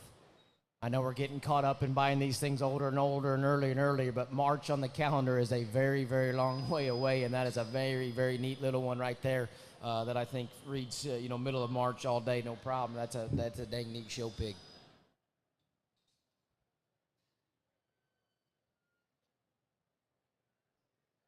The next crew that we'll drop in here is S&K. That one's tag 40. Major League, Take a Bow, Monumental. I mean, Stoffers need no introduction for sure. I mean, Scott and crew have done an incredible job year after year after year, and they like elite livestock that have extras and win again at a high clip. They bring you a single entry on the male pig here, and the major league deal's been very well received. The guys that were fortunate enough to get Seaman on that one early when he was at Josh's, and I think he's going to be very well received moving forward off of the ones I've been fortunate to see, some at Brockman's and seeing some of them here. They look like they're going to feed. They've got the kind of, they're a perfect combination, I think, of of my and Kingpin together, and just in terms of density and look and build and feedability and upside. And I think the one that Stauffer brings here, really unique look up front, maturity pattern, reads like he's got a big time upside potential and feed, and coming from Stauffer, you know, there's big time sow power behind them. Again, S&K brings you a really neat one here that looks like he'll feed and have some upside.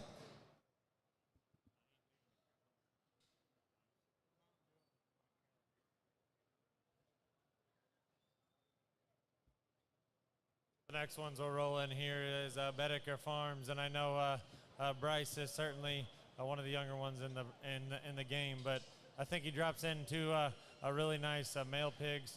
The 41, tag 41, which I believe is the one that Bryce is on. That one's a born with it, bomb squad, and even further deal with its sister. And then we got another one that's a 42, which is the one that Bridget would be on. Again, those are born with it, bomb squad, deal with its sister. Well, these hit the ring, and again, like I said earlier, very hard to ignore. And my compliments to this crew. I know Betticker is very, very passionate about the red thing and the industry in general, and he takes these sales and these opportunities very, very serious.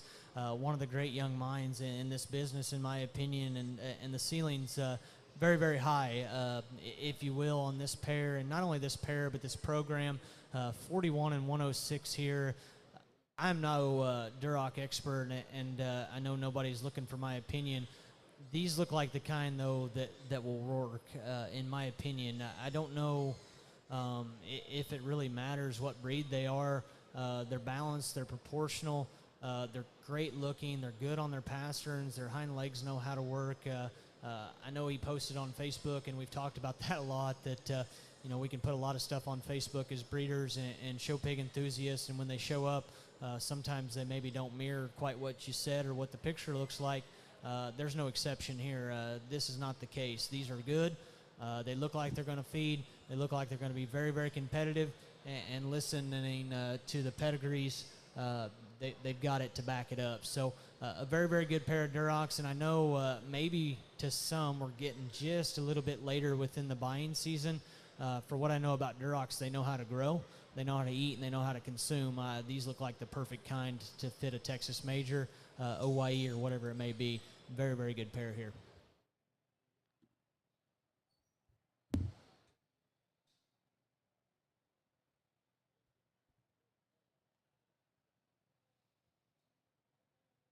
The next crew that will drop in here is Rival Genetics, the off-belted pig that the young man in the green shirt's on. That's tag 42. That one is a come and see Gazelle. Gazelle was the reserve, grand or reserve multiple times for the Ham family, and was a reserve overall at the Heart of Texas. She raised Rise Above, standing at Endgame Genetics, and they have a Here I Am son out of her at the home, or at the house.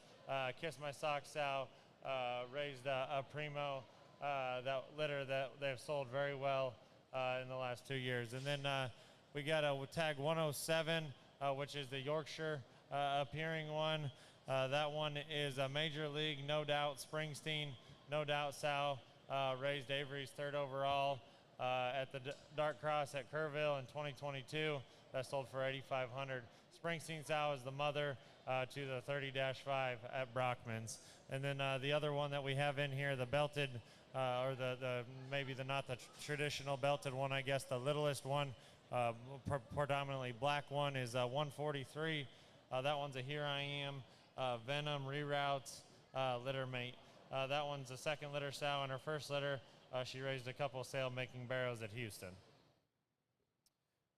Well, Shane and Tato do just a tremendous job, and another one, like Troy said, incredible people that are fun to be around and have passion for this industry, and do so good. They're, obviously the Pretty Girl sow that goes way back has set the foundation for several firms, and a lot of the genetics we're using today, if you really get back in and dig in genetically back in behind there, it goes right back to Rival. Pound for pound, there may not be a hog more better than this little one right out here in the barn. This guy's pinned that back there by us, and he was coming back from the wash rack earlier, and he dang sure looked like a neat show pig, and I just love that thing's athleticism, his comfort, his build, and just the way he's put together, and I know he's not their biggest one in their set, but that's a very, very good show pig that's very, very neat. The white one, like we've talked, the white game is hard to play. It's hard to keep them solid white. It's hard to keep them with enough extras and density they need to play within that realm, and I certainly think that thing's got it. They posted a video up him earlier this week, and he looked like he had big-time potential to get here, and he doesn't disappoint the way that thing runs uphill. He's got a big hind leg that hinges, and then the other traditional belted one that Tatum's on, that thing just looks like he's got big-time upside potential and feedability just in terms of looseness of skeleton, density of skeleton, maturity pattern reads and fits right. I think a dang sure neat trio of these things they brought to you to the table here, and really can probably fit some different sizes and scenarios within the Texas major scene of what you're looking to do, but darn sure a good set that Shane and Tatum brought.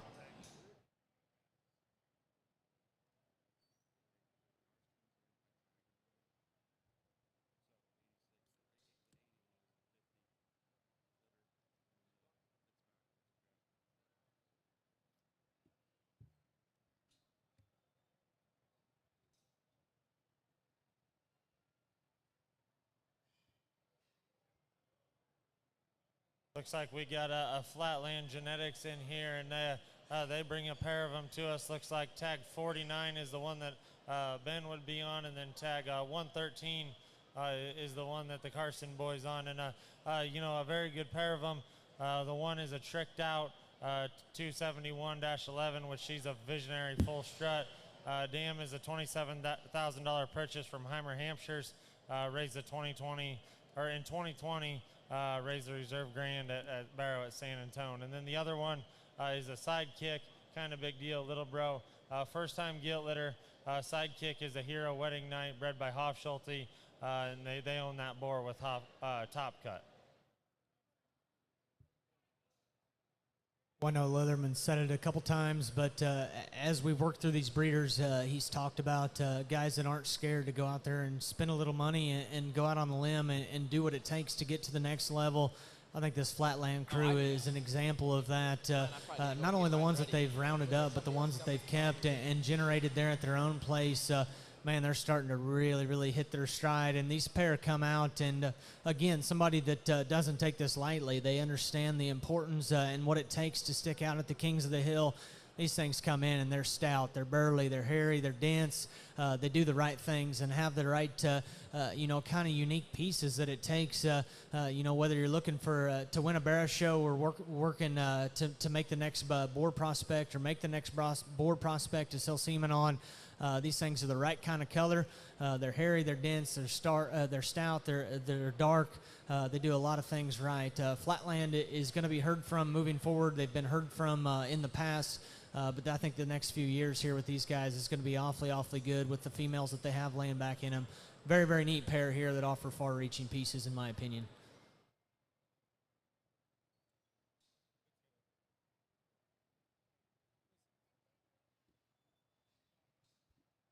The next one we'll drop in here is Corb Farms, and that's a tag 32. That one's a no huddle, stay classy. In David's notes here, was a good young pig.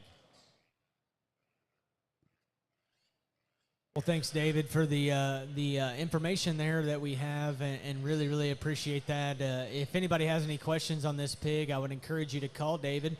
He loves to talk on the phone, but no, in all seriousness, I think this one's awfully unique and maybe one that hasn't filled up and chubbed up as well as Corb would have liked him to see, but this is the kind that go home and get better. You step off to the side of him, that's a stout, prominent jawbone, a neat kind of head and neck. He's got a monster chest as he drives right at you. His length of body and proportions are awfully, awfully hard to make. The no-huddle deal's been awfully, awfully good. Regardless of what you think of that deal, the pigs are good. They're going to feed. They're going to end up winning shows when it's all said and done. I think this thing fleshens and does the right things. That's an awfully, awfully good light cross. Whether you're in Oklahoma, Texas, Florida, Georgia, it doesn't matter. I think that's good livestock there that when does the right things is going to be awfully, awfully hard to turn.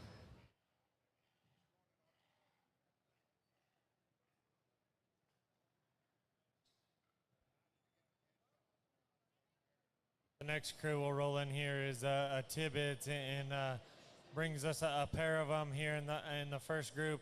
Tag 33 is the Chester male. That's the one he's going to lead off with. That's a Russell Fiddler. The mother raised the Grand Chester at Houston in 2022, and we're going to talk about that Russell boar a little bit as we work through his pedigrees. That's a $20,000 perfect timing purchase from Canesi, owned with Wintex. He's a big screen box office's sister. Then the other one we got in here is the Calico, or the red belted one. That one is tag 97. Next intention, JoJo Dirty Lovin'. JoJo mother is a litter mate to the Grand Barrow Grand Barrow at Wisconsin State Fair in 2021. Grandma just raised the 4th overall at Exarban. Well, Tibbetts comes in, and I know he's another consigner that Mark had on his short list in terms of guys that could come down and make the trip from the far north, and certainly wouldn't ask them if they didn't think they were qualified and didn't think they were going to bring pigs that represented quality and represented things that could go on and work, whether they be barras or boars or gilts or whatever it may be. These guys do an incredible job up on the northern part of the country in terms of raising competitive livestock. I know Tibbetts will be the first to say his aren't maybe as whip broke as some. There's a lot of time between now and San Antonio or Houston or whatever show it may be that you're going to take these two to get them whip broke. These things are good looking. They're balanced. They're proportional. They got kind of the right kind of maturity pattern. And coming from this firm, these things feed. They win. These guys know what it takes to win, not only in Wisconsin, but whether it be, at Houston or San Antonio or whatever it may be. I know very, very prominent in the Chester business. If I'm right, I believe they had the champion and reserve Chester Barra at Houston last year. So I don't care if you got 15 Chester sows or 115 Chester sows. 2-hole in the Chesters at Houston is never easy, and these guys have done it. Again, Tibbetts brings us another pair of them. Tag 98 in tag 139. I believe he's on tag 139, and she's on tag 98 there. Tag 98's a Russell big screen. We're in. The mother is a litter mate to the Reserve Grand at Houston in 2022. Tag 139 again is a Russell. We're in. And the mother raised the reserve at Houston in 2022. Champion Guild at North Dakota. Champion at Jack Country for Mace Maurer. Well, again, this crew tore them up in the Southwest and at Texas Majors last year in terms of the Chester ring. And as a Chester enthusiast and a guy that's got a few of these, I can tell you right now this breed needs help. It needs direction. But at the same time, these guys have been consistent in terms of just raising pigs that not only look good when they come to the King of the Hill or whatever Texas pig sale it may be, but they've fed, they've won, they've done the right things. And I can promise you, regardless of pedigree, regardless of attitude, these are the right kind. These is what, from a maturity perspective and from just a firm that's done it and done it on a consistent basis. This pair of Chester males, I think, will be heard from on down the road. My compliments to Tibbetts. I know, again, maybe they're not acting the best. They got a little Chester attitude, but a very, very good pair there, in my opinion.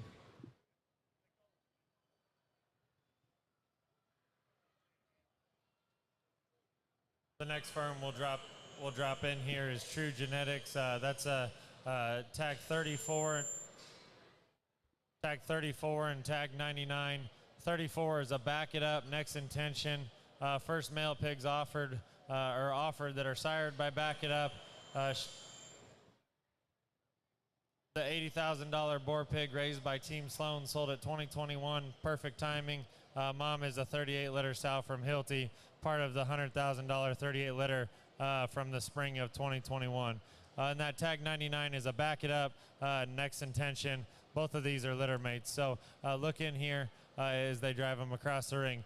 I believe she's on tag 99 and he's on tag 34. Well, like I said earlier, and I know nobody's here to hear my advice, but I guess I'll give it. I think one of the hardest things to do to be competitive within the show pig industry, especially the barrow ring or really boar ring, is to stay focused at these sales. I know it's late. Everybody's tired. We've got extracurricular activities going on. I would hone in, guys. This is King of the Hill. This is the event that everybody brings their best to, and True is no exception here.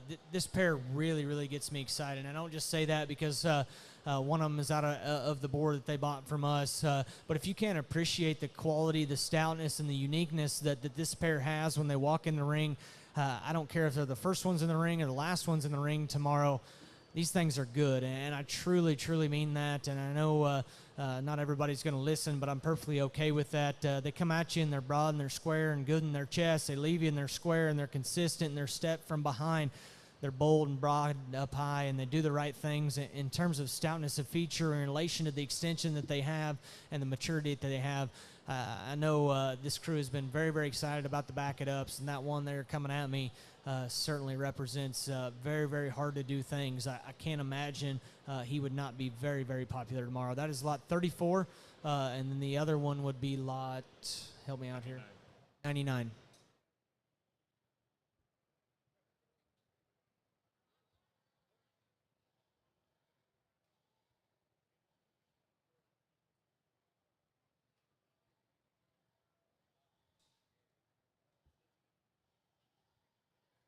The next pair of them that we have rolling here will be Yanis Swine Farm.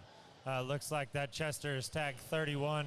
That one's a show-off, Jack in the Box. Show-off is a mate to the champion middleweight Chester at San Antonio in 2022. The Jack in the Box sow is a mate to the Reserve Grand Barrow at the 2018 World Pork Expo. And then looks like a Yanis is on the spot boar pig there. That's a Sweatin' Bullets, loudmouth, bred similar to the Boble and Shite Gilts from this summer. Stress negative. Grandma was a reserve supreme at Kansas City in 2020. Looks like the spotted pig is tagged 96. Brandon may be as competitive and just as aggressive as anybody I know within the industry, and certainly look up to Yanis and always have. I think one of the great minds within the industry, and has done just an exceptional job in the Chester thing and really been a front runner and set the trend and the bar of what it takes within the Chester ring to win at the highest level.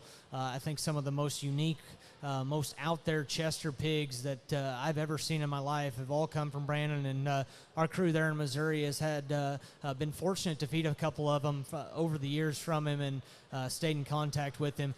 This Chester lot 31, I think, is just absolutely incredible. He's short-backed, he's good-looking, he's extended off either end of his skeleton, he's square and rectangular in his build.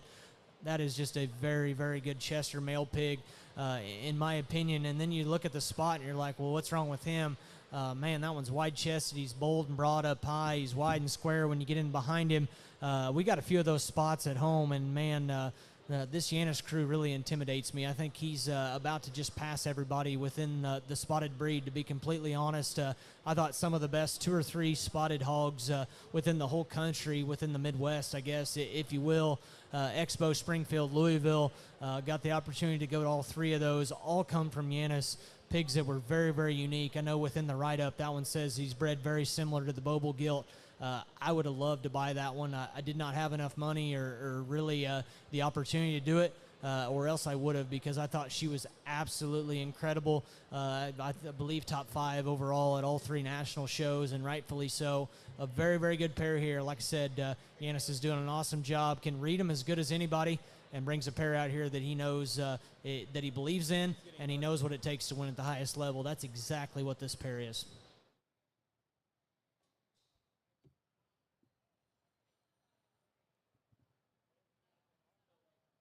The next firm that we're going to drop in here is MT Hard. Matt Murdoch brings us this Chester male pig. That's a timing's right. Sorry, landrace. Timing's right. Hammer it down. That one looks like a Chester. That's why I called him a Chester. That's tag 45. The sow is Rideshare's mom. Sow was champion at the Southwest Type Conference. Sow's mate brother was champion at Southwest Type Conference. In her first litter, she raised the 3rd overall gilt at San Antonio, reserve champ gilt at Texas Elite, and the reserve boar at Southwest Type. Sold to Purple Power. That one's called Rideshare there at Purple Power. And then it looks like the Berkshire appearing one is tag 109. That one's a Mama Tried. 5th base, bad negotiator. Sow got a piece of her breed at every jackpot she went to. Sow was grand gilt at a county here in Texas. Sow was also 2nd at San Antonio in 2022. Grandma was the one they raised to and has had placers and sale makers at all Texas majors. Well, my hat's off to Jenna and Mark for putting Kings of the Hill together, and I know maybe that's getting a little sidetracked here, but I think this pair just represents what this sale is about, and I know it's easy to sit here and blow smoke up everybody's rear end, but at the same time, the hits just keep rolling, and I know, man, every breeder that comes understands the importance and understands what it takes to win at the highest level. This is the best of the best sale, and Murdoch brings a pair here of purebreds or pigs that'll classify or whatever it takes here within this state. That, man, they're good, and they're good regardless of breed. They're good looking, they're short back, they're proportional and square as they drive right at you. They're the right kind of length of body, they have the right kind of maturity, their hind legs are good and square when they go away. Again, I've said it time and time again. I know everybody gets in a hurry to get these things bought, and it seems late in the season, as crazy as that sounds. These are the right kind of size for a show pig sale, in this guy's opinion anyway. These fit, late February to that mid-March, OIE, Austin, Houston, whatever it may be. I think these are awfully, awfully good, regardless of breed, regardless of color. Very, very neat pair here.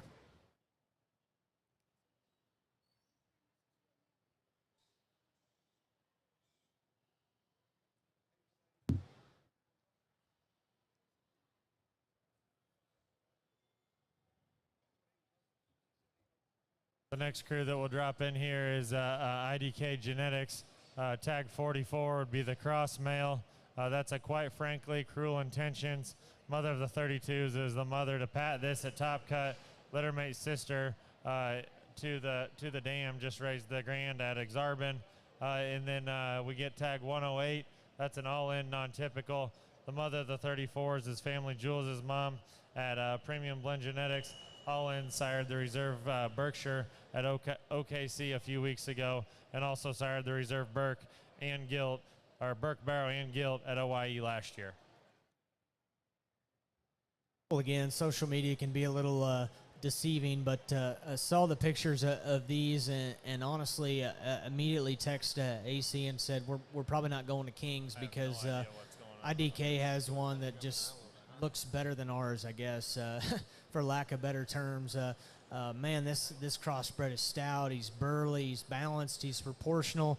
I don't remember his exact pedigree, but I know the Pat this thing goes back to the boar pig that they would have bought from us there a couple seasons ago. That's done just an awesome job. That Pat this thing there at Top Cut, I think is going to be heard from and not telling anybody what to do. But I know there at our place we utilized him relatively heavy here this fall. A boar that I think is going to do an awesome job moving forward. And then again, like I've said so many times, I'm not going to tell anybody their business when it comes to purebreds, but that Berkshire looks like one that's balanced and proportional when you get off to the side of him. He's got a stout mug. When that thing first came in the ring, he hit me hard in terms of a stout jawbone, a wide chest, a big kind of rib cage, and a hind leg that still knows how to work. Again, a firm here that's not scared to reach out and do what it takes to get to the next level, whether it be utilize the boar outside, utilize their own by a female that they think can work and make their stuff ultimately better moving forward. I think this crew's got a bright future, and they bring a pair here to King of the Hill that certainly represent quality in my opinion.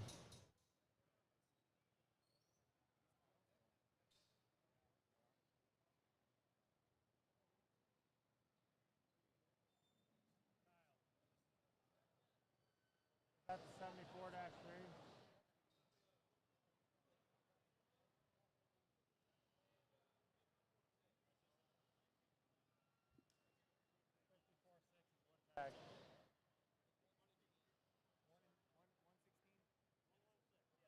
53-1 is what?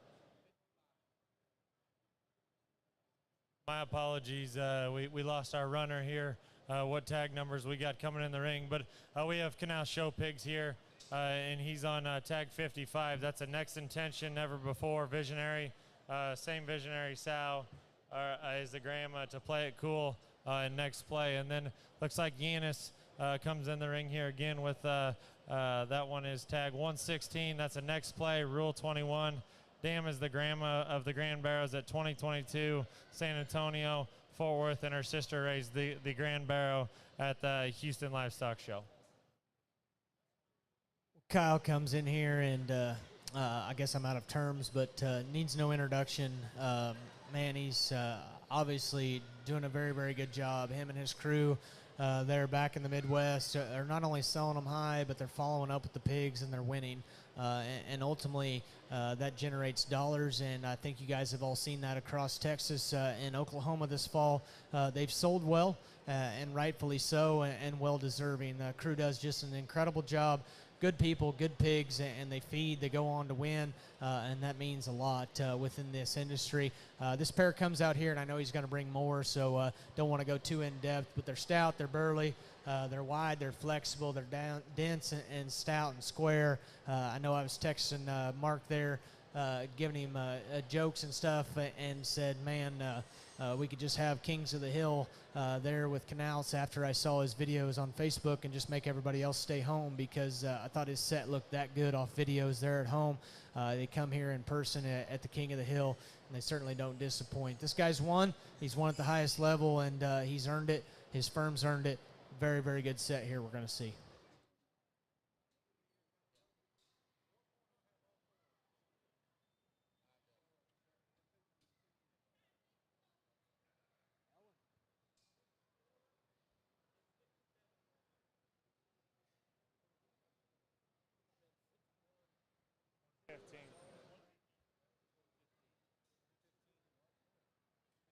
Keep rolling with Kyle here, and it looks like he's going to be on the wider belted pig. That's tag 54. That one is a next play, breaking rules, lock it up. The mate sister was the $9,000 power female sale. Next play and breaking rules mating has been very consistent for this firm. And then the other one that Brandon would be on is the chromed up one. That's tag 115. Tricked out Visionary. Visionary sow is the dam of first rule. That was at Premium Blend Genetics. She'd be the grand dam of rightfully so. Well, an awesome pair, and goodness gracious is what comes to mind in this guy's head anyway, because, man, this pair's good, and I truly mean that, and I truly think that, and if you think different, I guess we can agree to disagree. Kyle obviously understands what it takes to win a Texas Major. I think he won them all last year.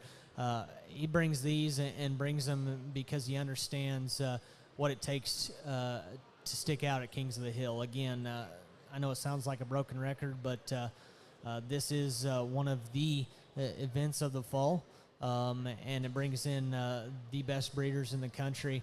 And Canalth would rank right up there on the short list. Man, this pair is very, very good. I'm not even going to go into details because people around ringside can read them, and they can read them as good as anybody. I think this thing, this pair here, I know they differ just a bit in terms of type and kind. Maybe one's a little stouter and burlier. Maybe one's a little more wild-necked. But, you know, pick your kind that you like to feed. I think this pair is very, very good. Boar prospect, bear prospect, whatever it may be. Canalth brought a very, very good set, and this pair represents quality here. We'll keep rolling with Canalth here, and I believe the belted one that he's going to wheel in here first is tag 1. That one's a next play, long line, Rule 21. Grandma is the grandma of the Grand Barrow at San Antonio and Fort Worth. And her sister raised the Grand Barrow at 2022 Houston. The other one in the ring would be the all-black male pig, and that one would be tag 53. That one is a next play, Rule 21. Dam is the grandma of the Grand Barrows at the 2022 San Antonio and Fort Worth. Sister, again, is one that raised the Grand Barrow at 2022 Houston. And I think just stating, you know, what these things' pedigrees are. Kyle's going to lead off here tonight with that belted barrow that we have in the ring, and I think rightfully so. But certainly, even though he's leading off, there's still a lot of good pigs within the set. Kyle brings this pair out and has won a couple counties here in Texas over the last couple years, and man, he is very serious. He will not smile, and we have cracked jokes, and our jokes are really, really bad apparently because nobody's laughing. But this pair's good, and man, a guy that I don't know if I'm jealous of or look up to or what it may be, but man, he's doing an awesome job. Him and his wife and his family doing an incredible job, and like I said earlier, I know it sounds like a broken record, you guys are tired of hearing it, but they understand what it takes to win and win at the highest level. They have brought pigs that have the extras. They're wild looking up front, they're big legged, they're long hipped and know how to utilize their hind legs very efficiently and effectively out here. I honestly didn't even listen to pedigrees. When they come from Canouth, I'm sure they have some kind of pedigree that means something, and that is a good thing. Man, this pair's very, very neat. And I know they differ just a bit in terms of type and kind and size, but when Kyle drops one out or a pair out or a set out at King of the Hill, you know they're going to be good, and he certainly brought those. Very, very nice set here. My congratulations to them.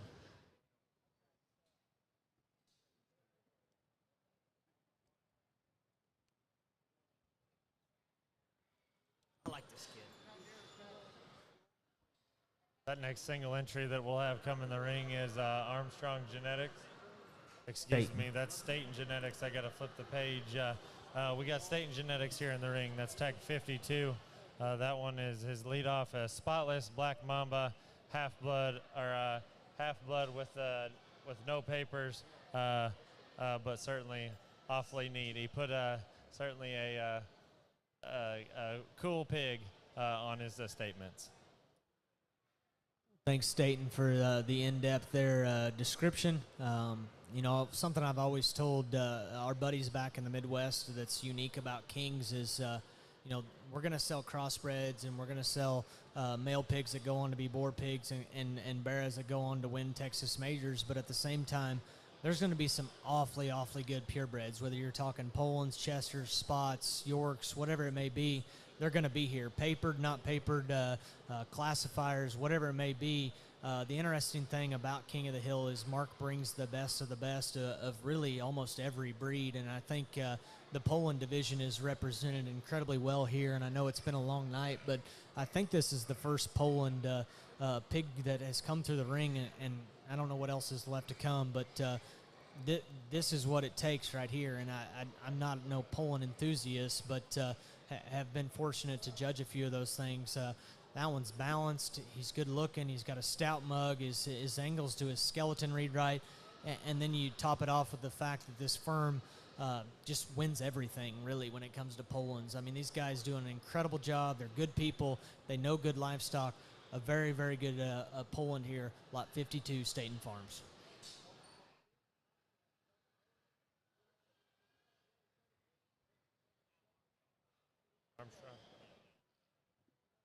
The next one that'll roll in will be Armstrong. That's tag 51. That one's a Speak Up New Generation 3/4 sib to the Geyer Barrow that was grand overall at Team Purebred in 2022 and 5th overall barrow at the Louisville NJSA show in 2022. Again, here in the ring we have Armstrong with their spot barrow, tag 51. Anybody that knows Armstrong knows that they're not going to get them whip broke, they're not going to get them tan, and they're not going to get them dialed in. And honestly, as a buyer or a boar stud or whatever it may be, that should be a good thing in my opinion, because they are what they are, and I mean that in a good way. That Geyer barrow was, man, he was really, really good, and I truly mean that. I know I've said that before, but that thing was wide, stout, burly, dense, very good looking, and had a good enough kind of running gear to ultimately win on the big stage. This thing comes in, and he represents everything that barrow did, with maybe even a looser kind of skeleton. His proportions are right. He comes at you. He's good in his chest. He's wide and square from behind. Again, a firm that's not going to get him tan, not going to get him shiny, not going to get him whip broke. But as a buyer, that would intrigue me, I guess, if I was in your guys' shoes. That's a very, very good spot bearer. And again, like I said earlier, a firm that maybe I'm a little bit jealous of, because when they win a show with a spot or whatever breed it may be, it's usually one that is very, very elite. And I think this one certainly has the ceiling height to do that. A very, very nice one here from Armstrong.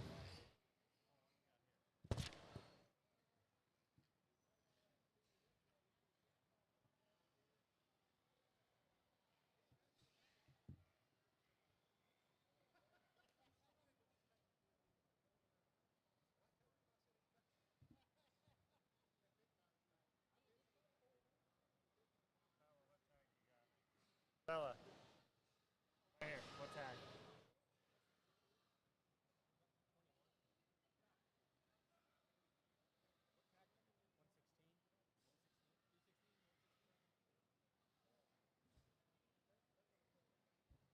My apologies. Another one that we had a late arrival is, and that one is Colson Genetics. That brings this one here, and that's tag 116. 116. Tag 116. I'm sorry. I'm gonna quit talking. 16. Tag 16, and I don't have a pedigree on that one right offhand, so I'll let Troy talk him, and then I'll try to scoop this one up. I was actually paying attention, if that surprises anybody earlier. I believe Colson brought 3 litter mates. Where you at, Evan? 3 litter mates, and I believe they're all tricked outs. Is that right? Okay, so this pig is a tricked out. This pig hit me very, very hard earlier. I know maybe we're fumbling a bit over here, and we apologize. But that doesn't take away from his quality. Tag 16. This is a tricked out from Colson, a firm that obviously has been doing it at a high level for a long time. A little different colored. Like I told somebody earlier, and like we talked about earlier, when they're good, it does not matter. If they're black, white, orange, purple, it does not matter. This pig is wide, square, balanced, proportional, has a big muscle laid in him, and in terms of his back shape, a big chest, a right kind of skull, looks like a hog that will feed, looks like a hog that's got the right kind of maturity. A Colson firm here, again, tag 16, he'll sell tomorrow night, 16th in the ring. He is a tricked out. Yeah, Evan just sent me that. This one is a tricked out, no intro, never before. And I believe he will sell a littermate gilt here tonight. So tricked out, no intro, never before, tag 16 from Colson Show Pigs.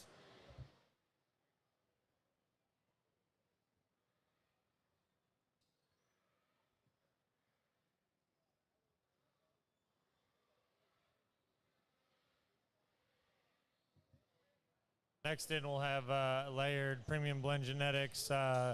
Brings us a pair of them. Looks like Crosby will be on tag 84, and that's a wider belted pig. That one is a notch 50-8, tricked out next, never before. Dam is a champion cross gilt at Belton in 2022, and Dam is a full sib to the champion cross gilt at the Arizona National. I believe they bought that one from Kyle there at Canals. And then the other one is tag 21, broken record, no introduction. Dam is a littermate to the 12th overall dark cross gilt last year at OYE. And, I've been to Layards about every week, and I think this pair of them just continues to get better and continues to progress. I know both of those things, their litters and their litter mates, were extremely good. Well, the quality runs deep in the back of the barn, and it's awfully probably easy as a spectator to get lost in the shuffle or maybe lose interest. I would encourage you guys to get back to the forefront and study this pair, study this, these matings and this pedigrees. Lairds have been doing some very, very interesting things in terms of laying in females that have neat stories and, not only have neat stories, but have quality and some unique pieces to kind of build around, whether it be at a pig show or one they raised. And this pair comes out here, and man, they're awfully hard to ignore. They're both very stout skulled. They're right in terms of their length of body. Their proportions are very unique. Their color's right. They offer some very hard to do things, and then you look at their pedigrees, and it becomes even more impressive. The 84 there that Crosby on is a tricked out. The 21 is a broken record, the boar that would have sold here for $350,000, I believe, a year ago. So these guys are doing some neat stuff. I know I always personally try to tune into their online sales because you literally cannot flip through a lot of theirs and not be impressed by the pedigree and the picture, the video, whatever it may be, because they have some neat stuff and are doing the right kind of things. Obviously, they're front runners in the board deal, but their show pig operation is certainly no slouch. These things represent quality. My hat's off to the Laird crew, Crosby, and just the whole operation there. A very, very good pair here.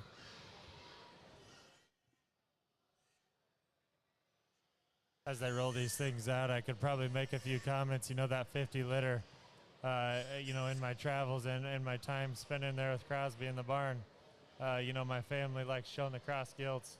I told Crosby, whenever you want to sell a few of these gilts, I'd love to buy them because that litter was so deep and certainly one that hit me extremely hard. So I think that 50 litter pig's extremely good, and then that broken record is certainly one that's awfully neat too. Well, next we'll have come in is Brenning Genetics, and Shane brings us a pair of them here.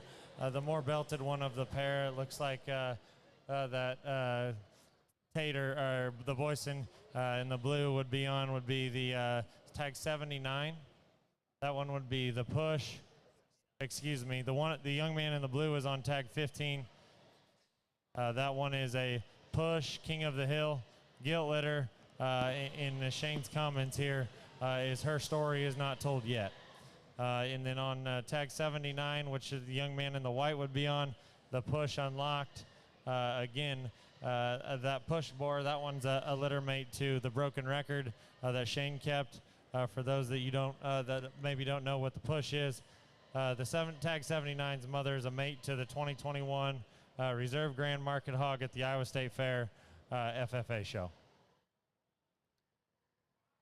Well, Shane and his crew bring in a pair here, and I know we got a couple more, 4 more to go. I'm not sure exactly how many. I saw them there in the back of the barn, and it's a very good set regardless of how many they are. And, you know, just to hit on Shane and his program, and I know everybody knows this, I don't really need to tell them, but obviously an operation that has been at the forefront of Texas majors for a very, very long time. And I know when I was a kid and before we even had a pig that was good enough to win a county fair, Shane was winning Texas majors, and he understands what it takes to win.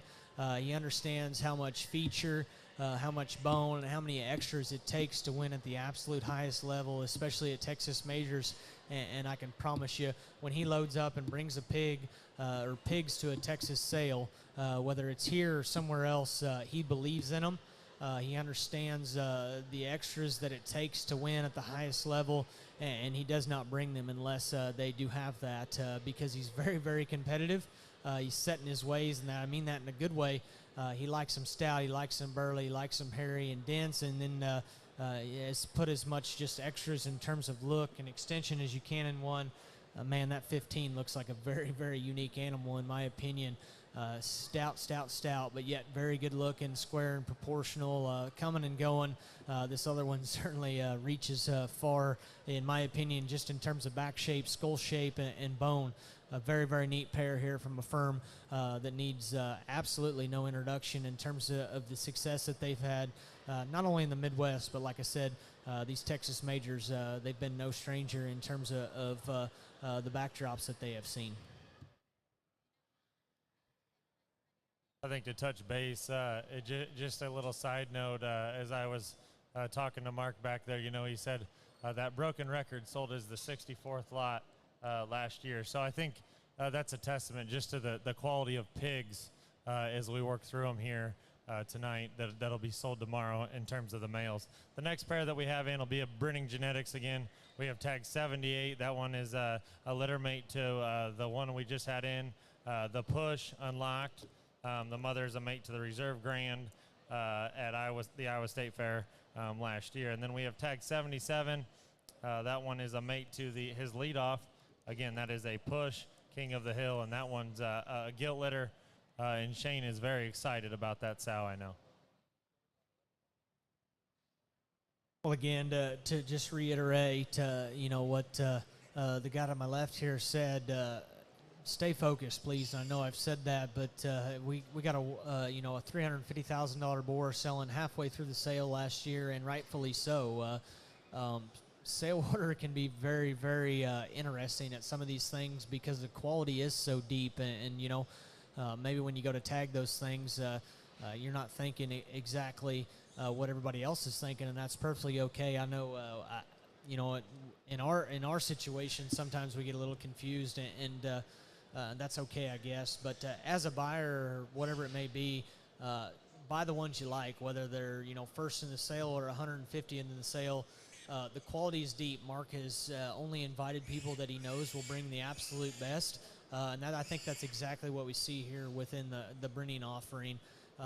Man, I think this pair is really, really good, and I know we've already seen some of Shane's, but this 77, man, I really like that pig, and I know I'm not judging every Texas major, but that is a broad chest, a monster back, an incredible throat latch and jawbone. He's hairy, he's dense, he's got a giant hind leg, a very, very good pig, in my opinion. And then his pin mate there, his running mate that comes out, it's obviously a little bit skinnier. Shane knows that. We know that. Skinny pigs are still good. I think that one reads to be good in terms of his chest, his forearm, and his forerib shape read to be one that's only going to get better with time. He's got a flexible kind of hind leg. His hip length is good. Color pattern on both these, I think, are very, very good. Again, Shane's been in this business for a long, long time, understands what it takes to win, and he brings his best to the Kings.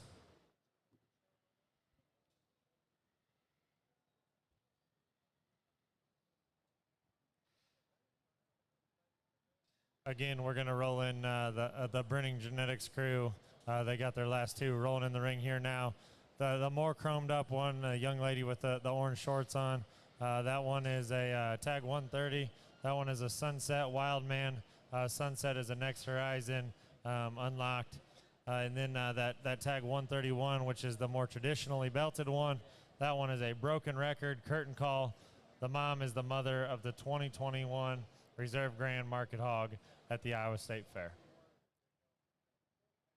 Well, again, I know we got a lot to go through tonight, but certainly don't want to short anybody. Again, credit where credit's due. This pair comes in, and I can promise you, if you talk to Shane, they're not as big and as bloomy as maybe some of the previous ones that he brought, but that's a good thing, and I truly mean that. They're still stout in their skull. They're big in their forearms. Their body length is right. Shane knows, again, what it takes to win at these Texas majors. They have the bone. They have the feature. They have the length of body that it takes. A little bit skinnier and greener, and I mean that in a good way. A very, very good pair here that Shane brings. And, again, an operation and a firm that has been doing it for a long time and doing it at a high level. I laugh as these things drive across the ring because you know, Shane's got his perfect ideal pig, and I'm sure a lot of you standing ringside know that.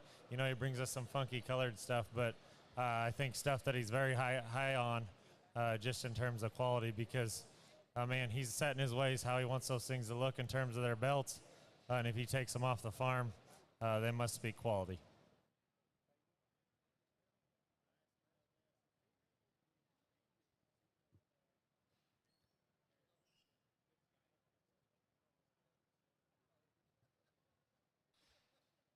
The next firm that we'll have coming in here is Adam Beck and the Adam Beck family.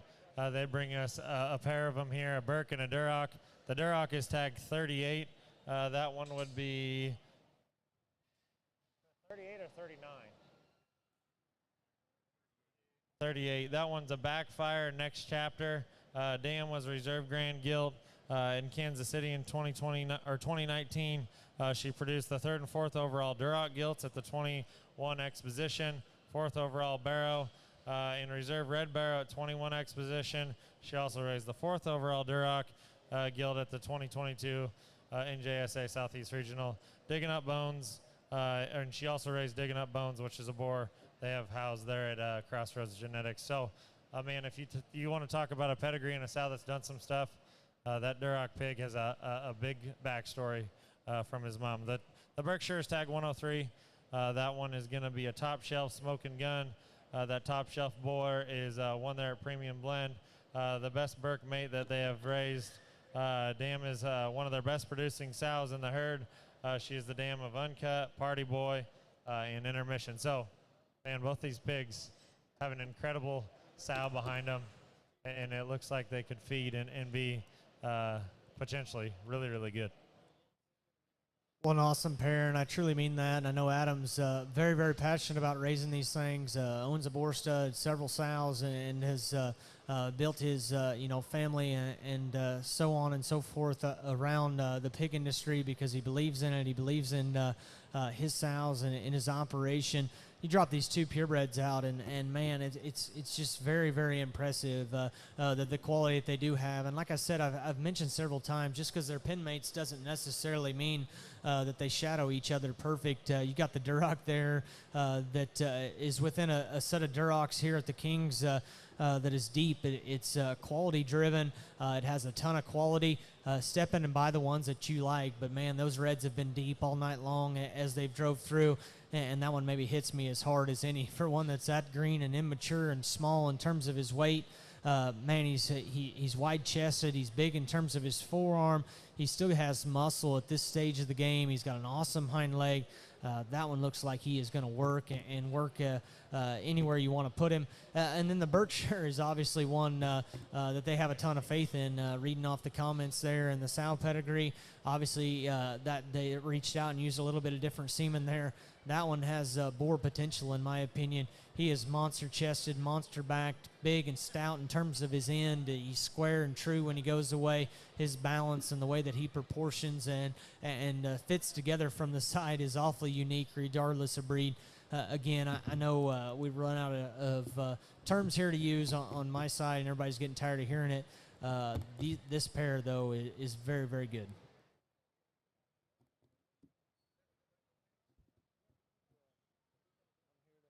As we roll that pair out, both those things, it felt like I kind of read a children's book as we worked through them, just what those sows have done.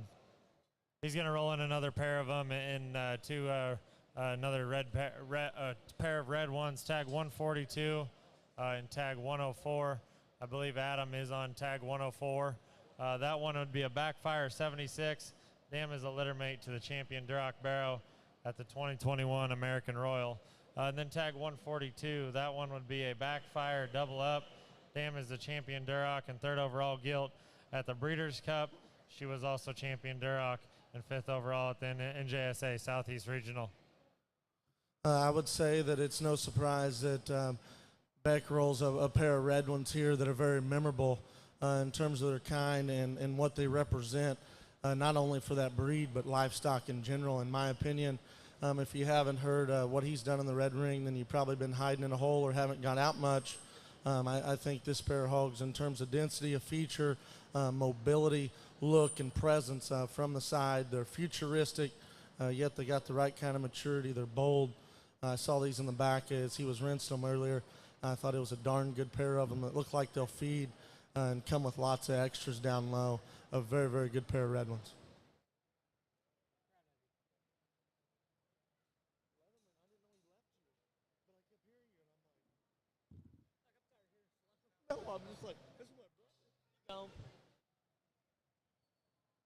The next crew we'll roll in here is Eggers Show Pigs, and Joe Eggers there in Iowa. That Duroc is tagged 25. That's a Green Bottles Bomb Squad. The grandmother of that one is the same sow as the mother of the reserve grand overall at the Iowa State Fair. I think if you're looking for a red barrow that's going to feed, one that's certainly very impressive. The belted pig is tag 133, a Sunset. The boar there at Brennings, No Smoke. Mother of that one has had multiple class winners at state fairs. Mother is the grandmother of their sole gilt entry that will sell here later tonight. Well, we're getting towards the end of the male preview, and still need to give credit where credit's due. There's plenty of breeders here left that have a ton of quality and have dedicated, their better stock to come to the King of the Hills. And I think Eggers is a prime example of that.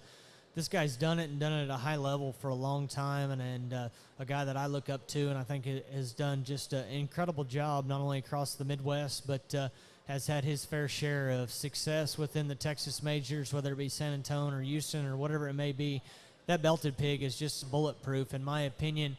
In terms of squareness of build, hind leg structure, when he cooperates, and his ability to utilize that with having muscle and width to burn, a very, very nice pig in that regard.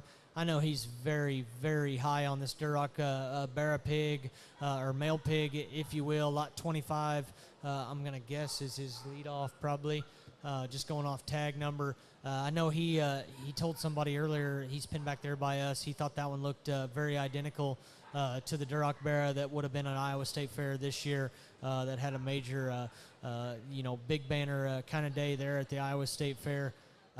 Again, these Duroc guys are very, very deep, and if you're interested in buying a red Barra that can be competitive at San Antonio, Houston, Austin, OYE, whatever it may be, if you have a show in February or March and you're looking for a red Barra, yeah, you better hone in at the Kings of the Hill. That Lot 25 Red Hog is a very, very good animal in my opinion.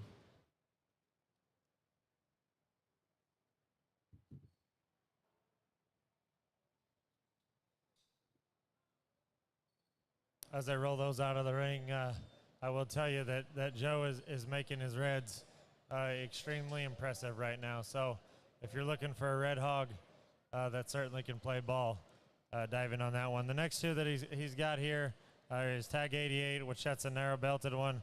Young lady in the flamingo shirts on. Tag 88 would be a tricked out encore. Lock it up. That one's mother is mother's first litter, included a heavyweight class winner at the 2022 Iowa State Fair. And then let's see here, 134. Tag 134 would be his other one that he has here, and I believe that one would be an encore, king-sized.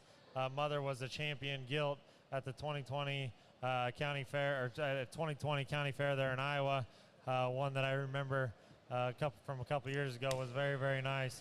The best pair out of the deepest litter that Joe's had this fall, and I know he was adamant to tell me that as he got here, that he's very, very proud of this pair and this litter that he had there at Egger Show Pigs. Well, as this pair rolls in, I'm fortunate enough to feed some there from Joe, and they feed extremely good. And I tell you, these things have been good since the beginning. I've been there a couple times. This thin belted Barra, I don't think he's had very many bad days in his life, just in terms of having that kind of arm, that kind of presence. He's good balanced. He moves awesome. Strength of foot and mobility, yet his lateness of maturity, but still be stout. I think that pig has big ceiling and big ring look to him. I've always liked that one a bunch. I think he comes here and he represents what Joe likes to do a good deal. The chromed up bear on the far side, if you like them to have that extra turn to their center body, that extra bulk and stoutness, this is your guy. He's broad coming, he's broad going, very, very good through his center. He's still got a good look to him, a stout head. I think that bear will feed tremendous. Another good pair that Eggers brings to us that I think have great future ahead of them.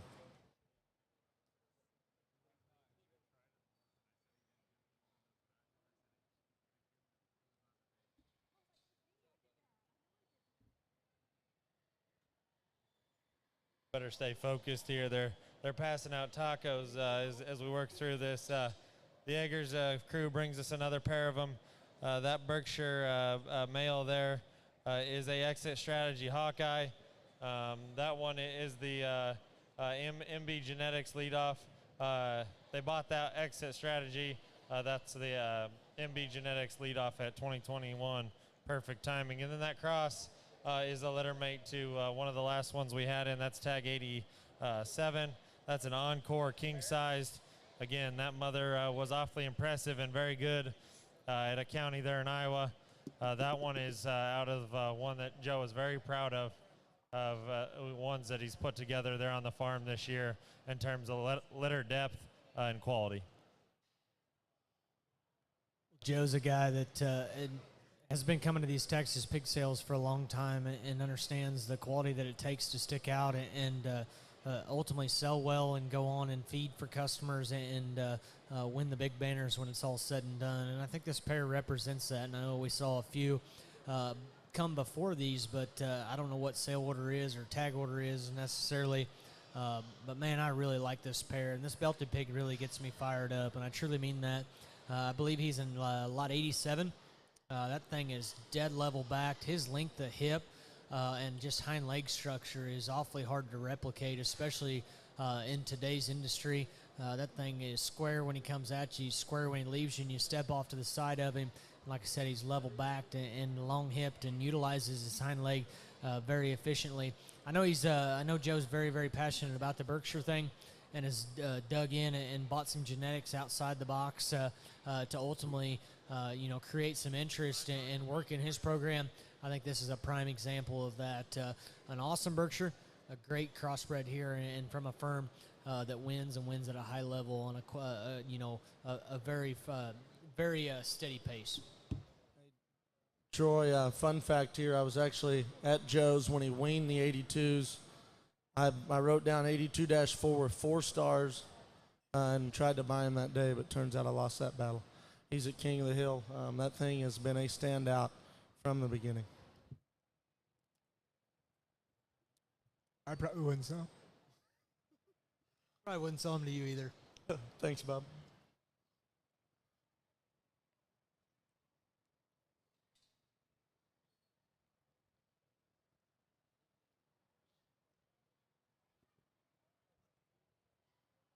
The next crew will roll in here, and I don't have notches to match with their tags here as we talk them. But tag 29 is the half-belted male hog. 93. That one's a 293-5. He's a got next symmetry, first litter gilt.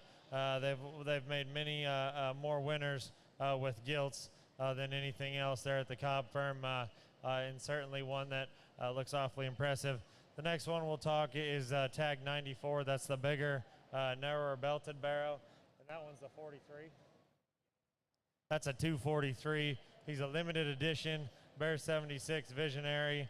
That sow is a little older sow, and certainly one that has earned her keep in her time there on the farm, and it looks that way with that one. Then the last one that they bring to us is 137, tag 137. That one's a broken record, Hush Money. Again, a first litter gilt. They really like what their Hush Money daughters are doing for them in production, and certainly a pig that looks like a very high quality. Well, as Cobb rolls this group of 3 here, this trio, I'll tell you, first and foremost, I have as much respect for this firm as maybe any in the country in terms of standing the test of time and making show winners year after year, herd boars that generate sows that are predictable. I could stay here all night and tell you what I think about Aaron and his crew and how awesome they are in terms of making pigs better every year. And I think these 3 represent his firm a good deal. The one that Ben's on the far side there, I think that one, it's got kind of a here kitty kitty look about him from the side. He's bendy, he's bold, he's sound, he's strength of foot, his maturity, he's flat back, neat looking. I saw that pig in the back, and I thought he was mucho bueno.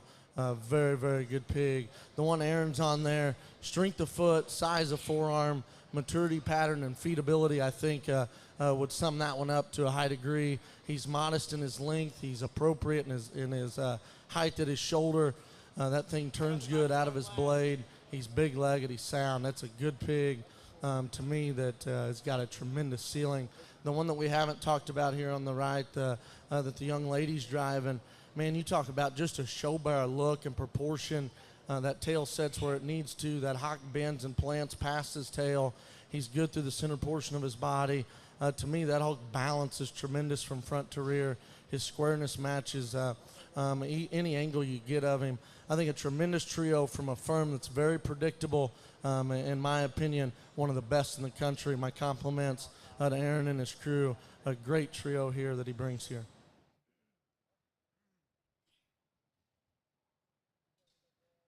Thank you to the Cobb crew. Again, tag 29.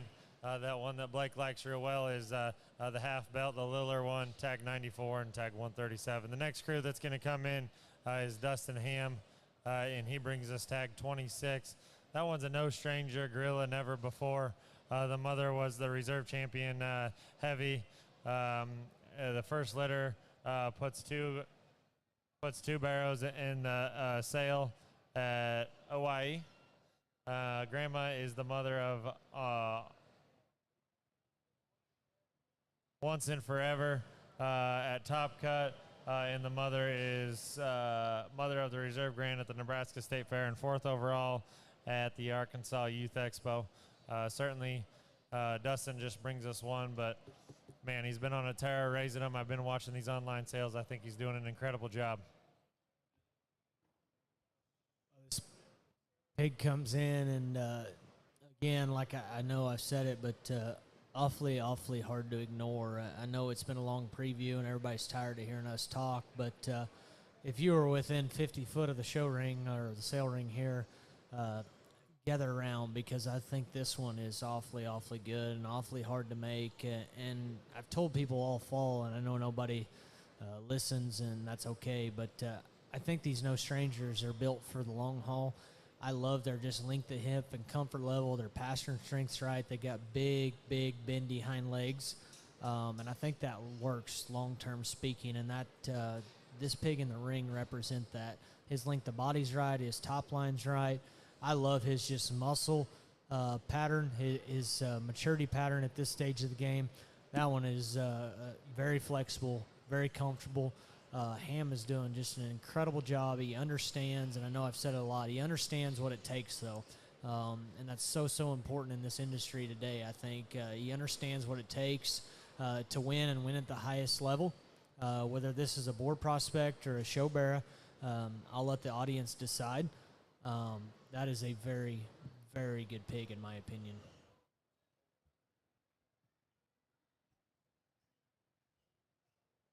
Thank you, Dustin, for bringing us a single entry good male hog. Next we'll have in is Reese. That's tag 43, boar pig. Certainly one that is awfully nice. Quite frankly, JoJo Red Alert, the mother of this one, is a mate to Dead Horse at Top Cut Genetics. Big legs. That thing has got a wild look about him, a strong head, tough look, yet he's still elevated. He's current ahead of his shoulder. He's appropriate in the times, in my opinion, from the side. In terms of his look, coming out of the gate, you see his chest, his strength of his front feet. Man, that thing's got a neat hip laid into him, and them are ginormous limbs. I don't know what they look like on the screen, but I can attest in person they are very large, big paw. I think this pig has got a tremendous future, whether he's a bear or boar. A real neat look about him. He's very memorable in the way that he comes to you. An interesting pig here in the ring. My compliments to them. Good job, Twist. Really proud of you. Thank you. I like that pig, if anybody cares.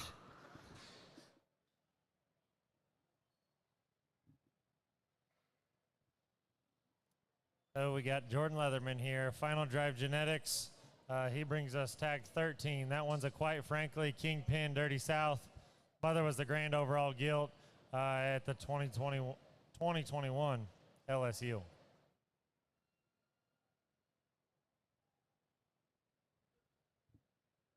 Leatherman comes in, and a young guy, I guess, and I say that similar age to me, and I feel old, but I don't know what Leatherman feels like. He probably drinks more water than I do, so he probably feels better. But let's just study hogs, and I really, truly like this pig, and I'm not just saying that because I'm on Walton or whatever the Fort deal is, but man, this thing's short-backed, he's balanced, he's proportional. That kind of throat latch and just stoutness of jawbone and presence up front. Yeah, he's whip broke, and yeah, he's on 2 sticks, but when you got that kind of head and neck carriage and just chest floor as they drive right at you, it doesn't take long to break him. That one's balanced. He's proportional. He's stout. He's good in terms of his pastern strength. This set of male pigs and females, or whatever you want to call it, this set of pigs at Kings of the Hill 2022 is absolutely phenomenal, and this one needs to be on the short list. A very good show pig here. My compliments to Leatherman, his entire family, and this crew. I know he's got a few more, or I believe anyway. If they're this good, then he's going to have a good payday, I'd say. I think as Jordan drives that one out of the ring, I got to make a little comment at Troy since he's saying they're similar age. The only difference is he's put a ring on his wife's finger and had 3 kids, and you still have not. Sounds stressful. Pig feeds high. I hope AC heard rings that are real high. because I'll You've been probably shot. be on our high horse tonight. All right, we got Heimer Hampshires here. They bring us a male pig, and I believe this one is a litter mate to the gilt that they will sell tonight. This one is tag 3. Jugs, Provoke, Dirty Secret. Dam is $37,000 mate to Carol. So that would be Carol's sister, is the mom of this show pig. Well, Goss is on the phone, and he just told me if we don't do a very good job at this, maybe we won't have to do it again and not get asked back. But, again, like I've said all night long, we need to give credit where credit's due, and I know people are tired of hearing it. But we end on a firm and a breeder that was has been coming to the Kings of the Hill for a long, long time, has virtually won them all the ones that matter, and knows what it takes to compete at the highest level, boar pigs, barras, whatever it may be. They bring this a belted pig out that it goes back to the same sow line as Carol. I love this one's length of body. He comes at you. He's wide, square, and broad, and true in terms of his chest floor. He drives away, and he's explosive as far as his pin set, stifle shape, and squareness is concerned. And then you get off to the side of him, and his just balance and proportions are so gosh dang good. A very, very good pig here. And I know a firm here that's doing just an absolute incredible job and has from the word go. I know there in the state of Missouri has made us a better pig breeders there at our place and has pushed us a very, very good show pig here of this belted barra, or boar pig, excuse me. I believe Heimer Hampshires is going to sell littermate gilt to that one, and they are very similar in their kind.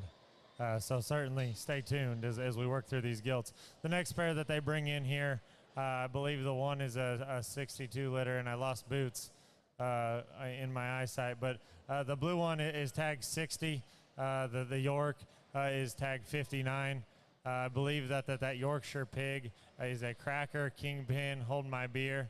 The hold my beer sow is Cricket's mother, and this pig is a 3/4 sib to Cricket's.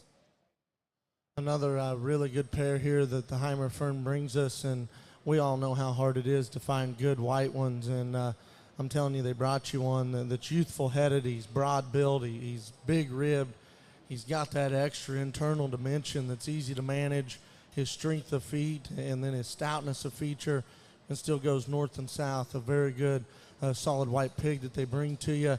And then the blue one, I'll be honest with you, I'm a sucker for a good blue one. And I think this one, Skull, kind of tells the story on what's to come in terms of his forearm and his blade shape. He's bendy built. He's very good in his balance. His upper line's good out of his shoulder.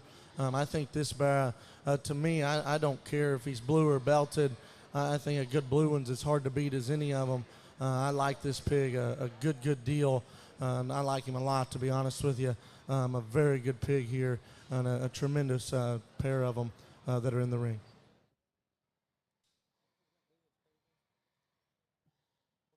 White ones.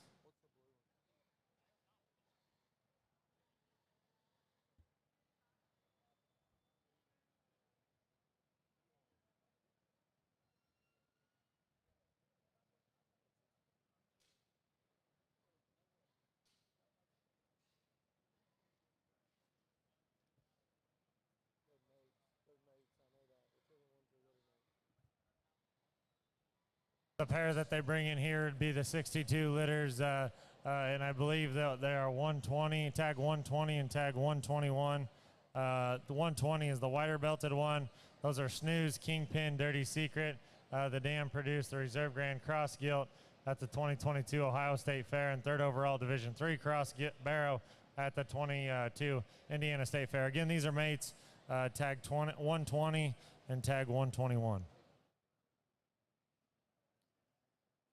Well, again, Heimer is one of the first ones that started coming to Kings of the Hill and understands what this sale means and understands the importance that it has and understands the crowd that it brings and the importance that it brings forth, and his whole crew, man, I just look up to them. I think they do an incredible job in terms of putting these things together. They, put a lot of pressure on themselves in terms of what it takes to bring good ones to sales like this, and I think this pair represents that. And I'm not going to tell you both of them are cookie cutter like in terms of type and kind. We got one that's a little wider and burlier and maybe needs to be fed just a little bit slower, and one that's maybe a little more extended in a good way, and offers a little more extension and lateness and maturity.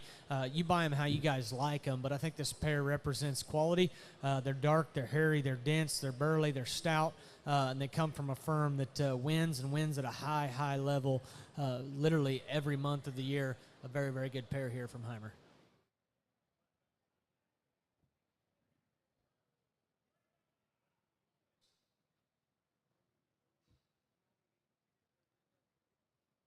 The pair that they'll roll in next is a Duroc and a Berkshire, a Dirty Burke, I guess. In the Duroc is, let's see here, that one would be tag 122.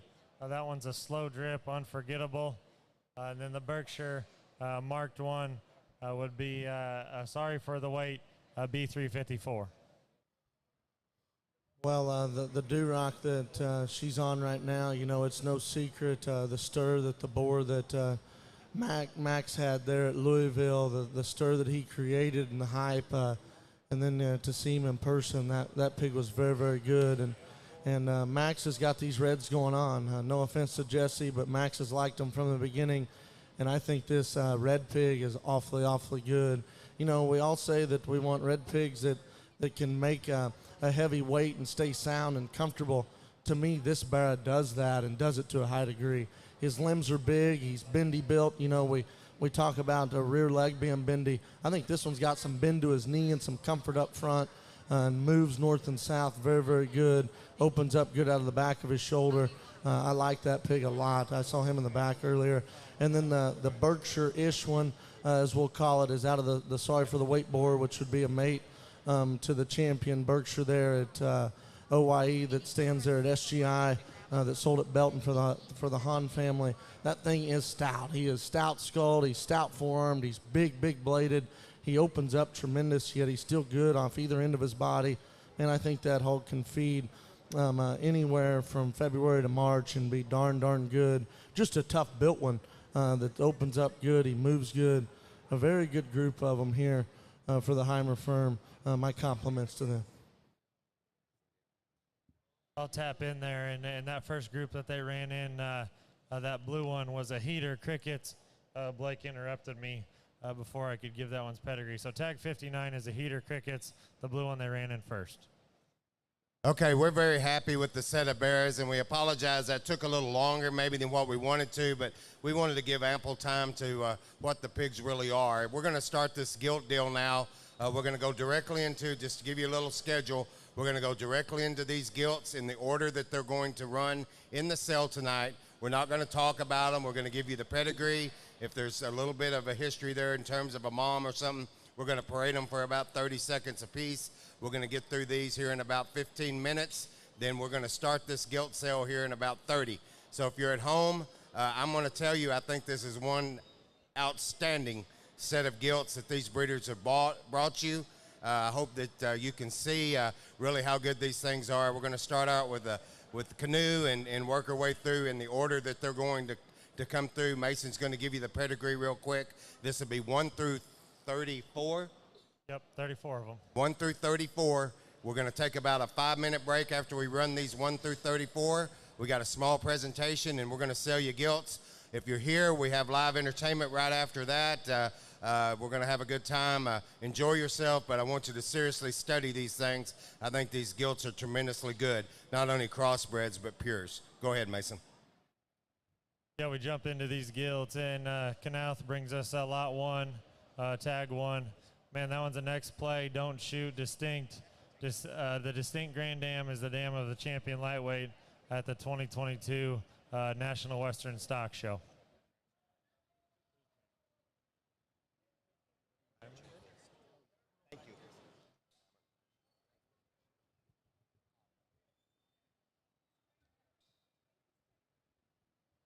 You guys will just give me a minute as we work through these just to make sure we get their pedigrees read. This one is Heimer's.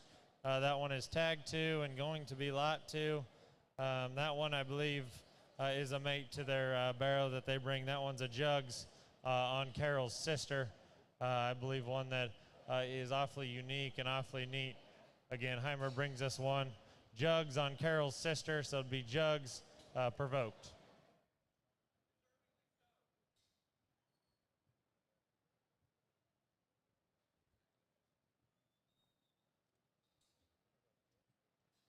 Next one that we bring in the ring would be Brockman's. I don't know the pedigree off the top of my head. I know this one's got 3 shots of Cruel there in her pedigree. That one's a Saved by Grace. Next intentions on Cruel's mom. Tag 3 from Brockman.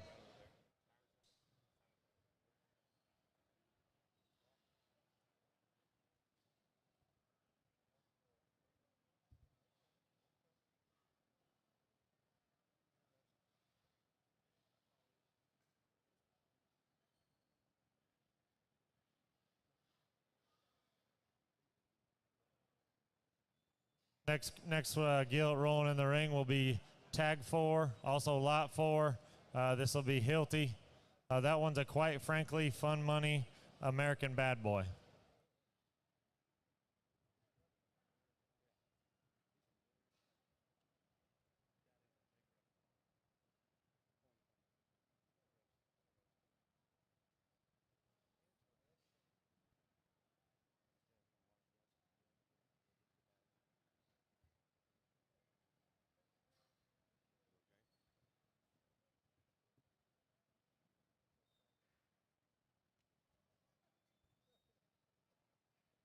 The next one that we'll have roll into the ring will be tag 5. Lot 5 would be from Joe Eggers. That's a Make It Happen, No Guts, No Glory. For those of you watching online and just to make process go fast, or the guys around ringside, you know, a lot of these guys bring us gilts that have stories in terms of the sow behind them. I would encourage you to reach out to these breeders, get with them in the back, and get the story just on these things, pedigrees alone. Certainly gilts or foundation stuff that you could take home and certainly build a program on. Next we got here is lot 6. That's from Moyer. That's a backdrop. Tell All the King.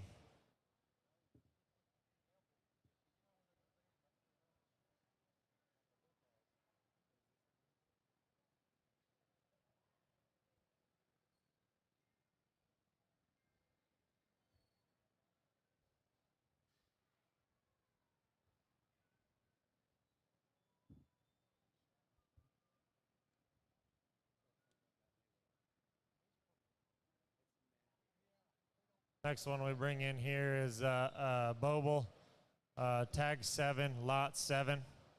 That one's going to be a Soul, Never Before, Dirty Secret.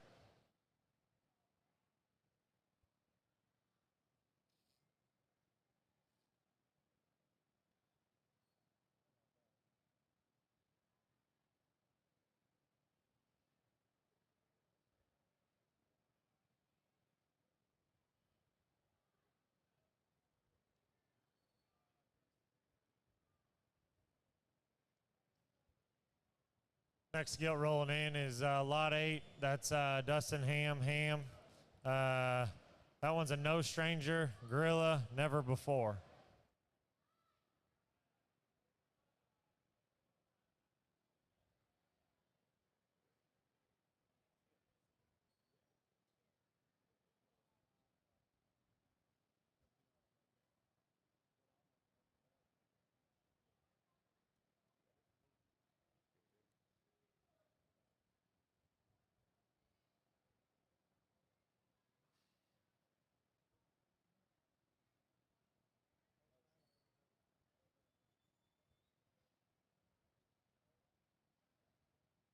Swallow brings us in one next here, and that one is lot 9.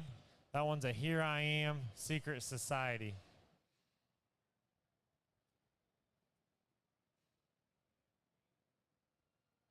For for those of you online or around ringside, we're going to sell half the crossbred gilts. We'll sell the purebreds there in the middle, and then we'll sell the rest of the crosses. As we were putting this sale order together, man, we felt like there's a lot of just unique pieces and high quality. We didn't really know how to break them up, so we just put them together. We put the purebreds in the middle, and we're going to sell them. So I think 1 through 34, you know, if you're looking for a breeding piece or you're looking to go win a big show, there's certainly one within this group of gilts that you can certainly do that.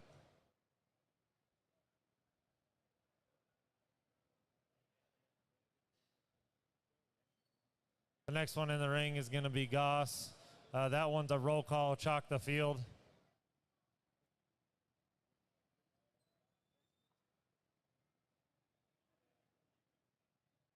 I do know this one because Blake has told me multiple times. Obviously, that roll call boar, he sold the premium blend, but that chalk the field sow in behind there, my brother's drove the 4th overall crossbred gilt, be out of the same mom. So certainly, and that one also raised the reserve at Kansas State Fair too. So certainly one that has a good young sow there behind her.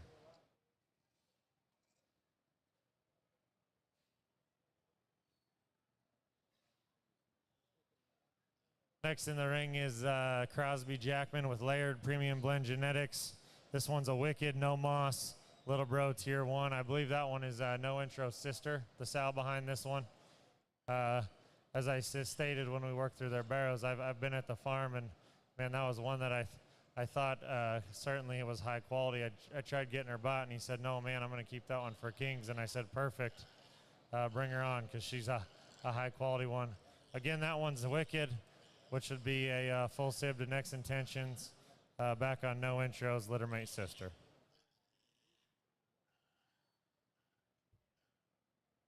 Next one we got here is lot 12, tag 12. That's Trace Amigos. That one is a tricked out, stay classy, never before.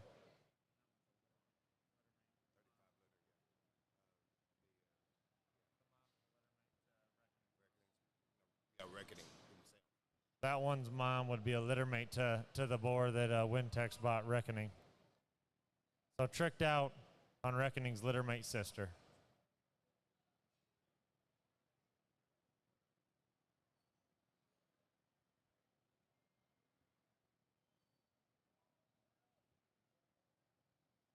Next in the ring is S squared, Garrett and Claire. Bring us across guild here. That one's tag 13. No stranger, breaking rules, never before, and that never before sow is Charm. I know if you can get the charm and the pedigree within this firm, I know certainly the predictability is pretty easy to predict where these things are going to land.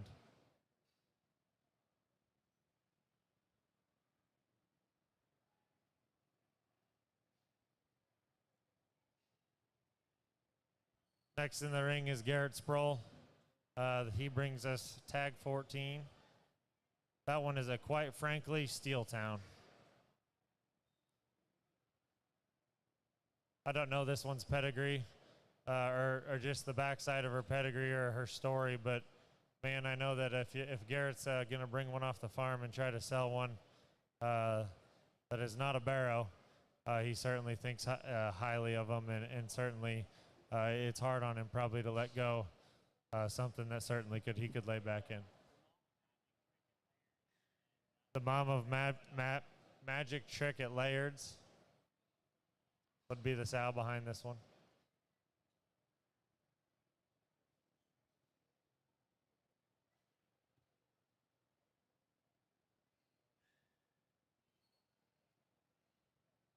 Linder Show Pigs is going to bring us the next one, a Berkshire. That one's a dirty Berkshire, actually. Imagine that wedding night.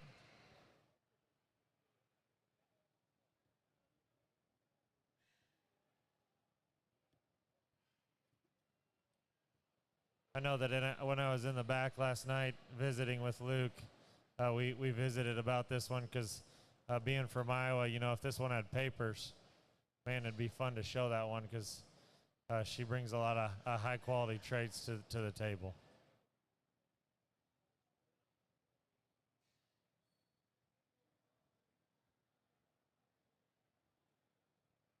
Tate Leto from Leto Show Pigs brings us the next one, a Duroc gilt.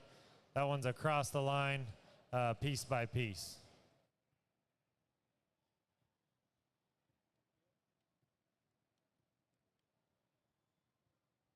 I know just a little about that firm. You know, that cross the line boar there at SGI was awfully intriguing as of 280, 300 pounder.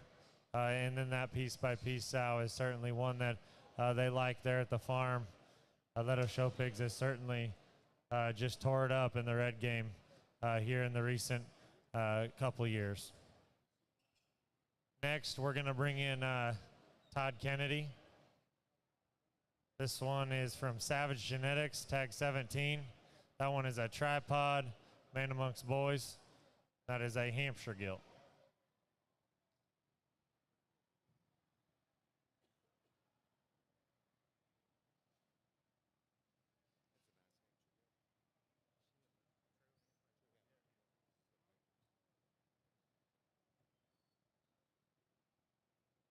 Next in the ring, we'll bring in Corb Farms. That's tag 18.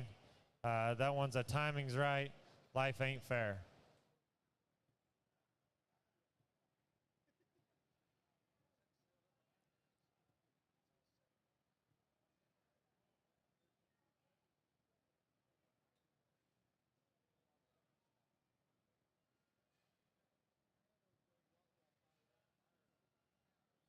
As I said and mentioned, we're going to sell these purebreds here in the middle, so we're working through them now, and certainly, you know, there's no certain rhyme or reason as to how the sale order got put together because they just keep coming.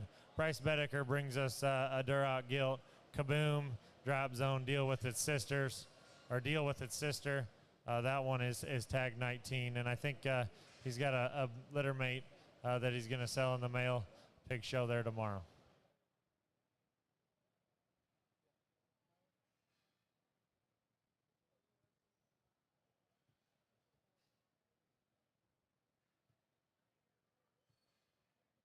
Next one coming to the ring would be High Point Genetics, Hampshire gilt here. Fancy like New Day coming.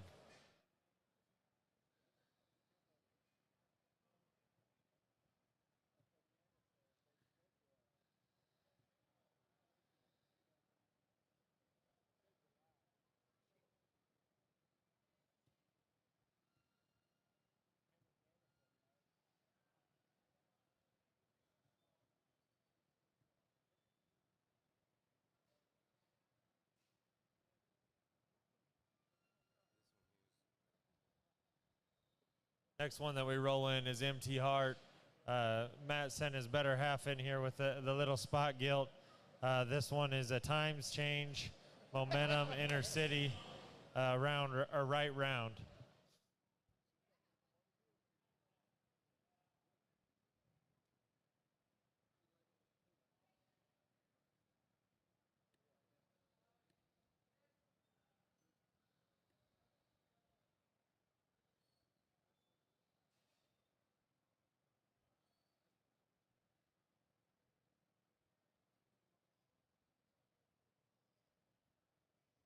Adam Beck and family brings us the next one. That's a Duroc gilt.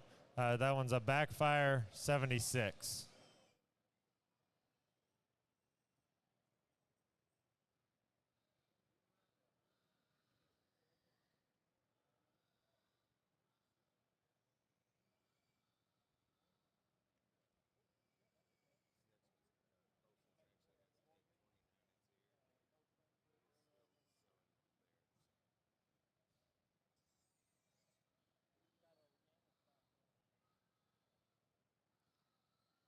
So we go from Beck was tag 22, lot 22. We're going to skip a lot 23. We have tag 29 here from Colson Show Pigs. And this one's a tricked out, no intro, never before Eclipse.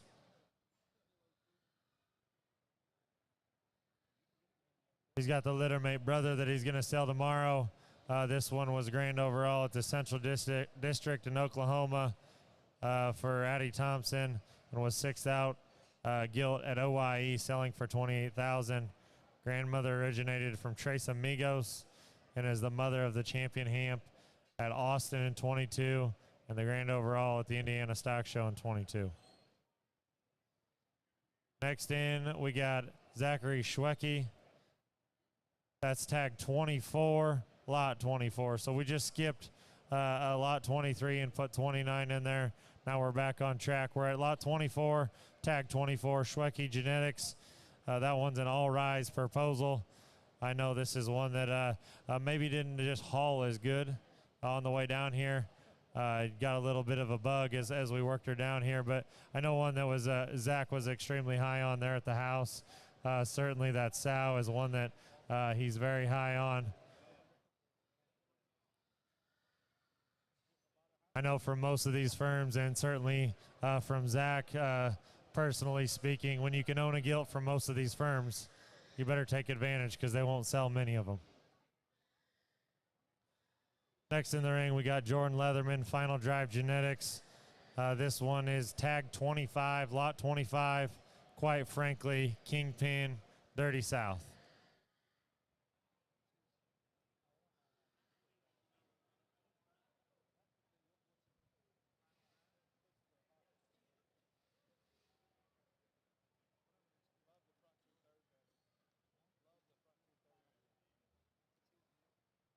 Next one we roll in here is True Genetics.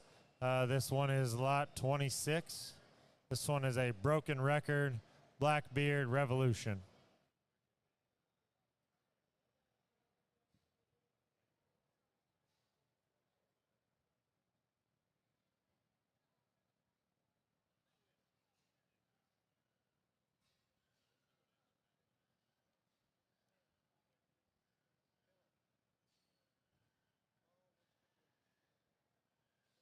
Next one we wheel in here is Nate Weissinger, Weissinger Farms.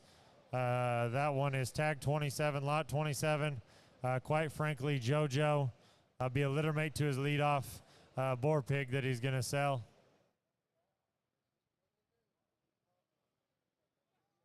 And I believe, if I remember right, that sow behind that one is one that he purchased from Heimers. And certainly one that he's extremely high on moving forward within his program. So, again, for these firms to let go of these gilts with this quality, man, you better get in while the time is right.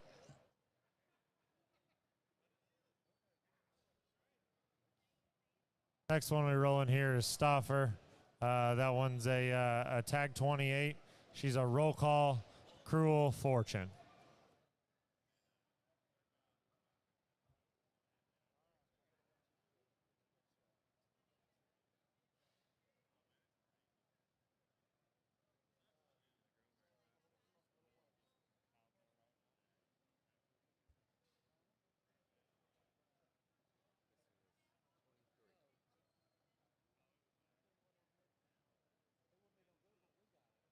Here in this lot, this is Mullet Genetics. This one will sell as lot 29 in his ear, or in her ear. She has 23 in her ear. So we're back to switching up the numbers here. This one will sell after lot 28, but she has tag 23 in her ear. Mullet Genetics brings us an all rise, no mad, never before.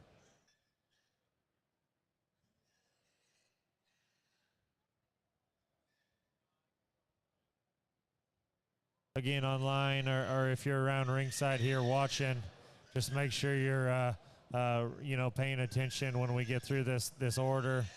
We had a little bit of a hiccup on 2 lots, but otherwise we'll be clean cut. So just make sure you're getting in on the right gilts. Make sure you know which one you're bidding on, because we had 2 switch. So lot 23 will sell as lot 29, or tag 29. Lot 29 will sell as tag 23. Next in, we got Ben Cooley with Flatland Genetics. He brings us an Icon, Kingpin, Visionary.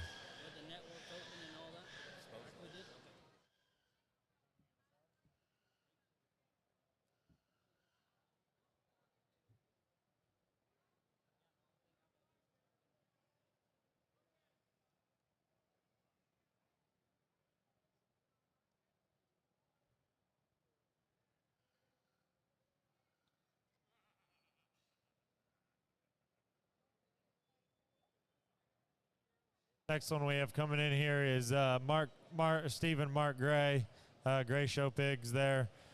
This one is tag 31, lot 31. This one will sell is a quite frankly next intention on Rusty Cage's littermate sister.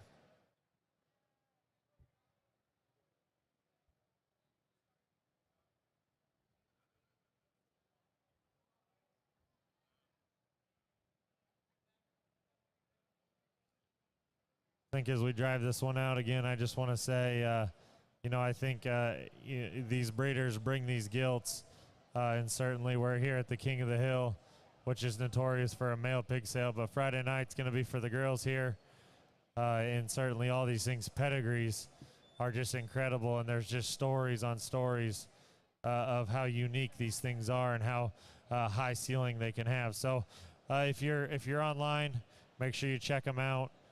Give the breeders a call, touch base with someone here at the sale, get your eyes on these things. If you're around ringside, touch base with the breeders in the back. Next, we got Rival Genetics. This one's a come and see, Kingpin, Hot Route, Pretty Girl.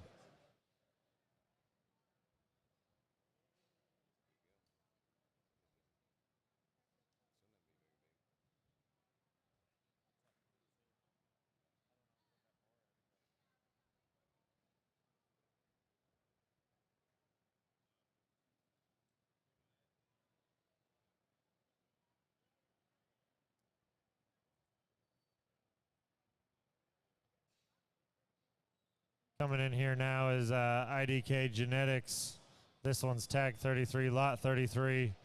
That one's a no stranger expectation.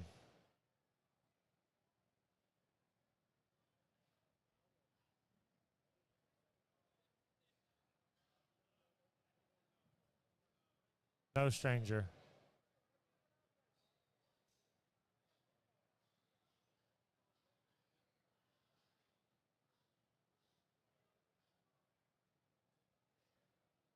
And bringing in our last lot here in the guild sale for tonight. Mark will talk and tell you when we're going to sell those things. It's going to be pretty quick here.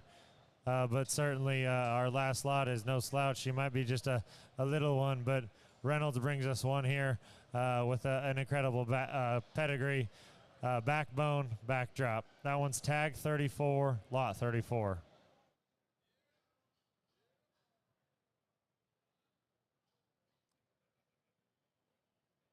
Well, again, we went through those gilts so relatively fast and didn't give them really the due justice that they need. I hope you could tell at home, and I know you can hear ringside how good these gilts really are and what the breeders have brought you.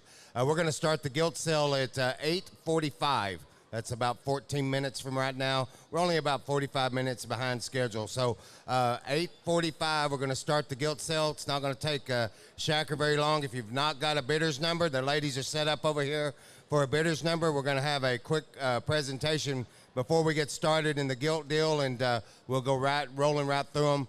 Shacker says he ought to get us through in about 45 minutes to get these particular gilts sold to you.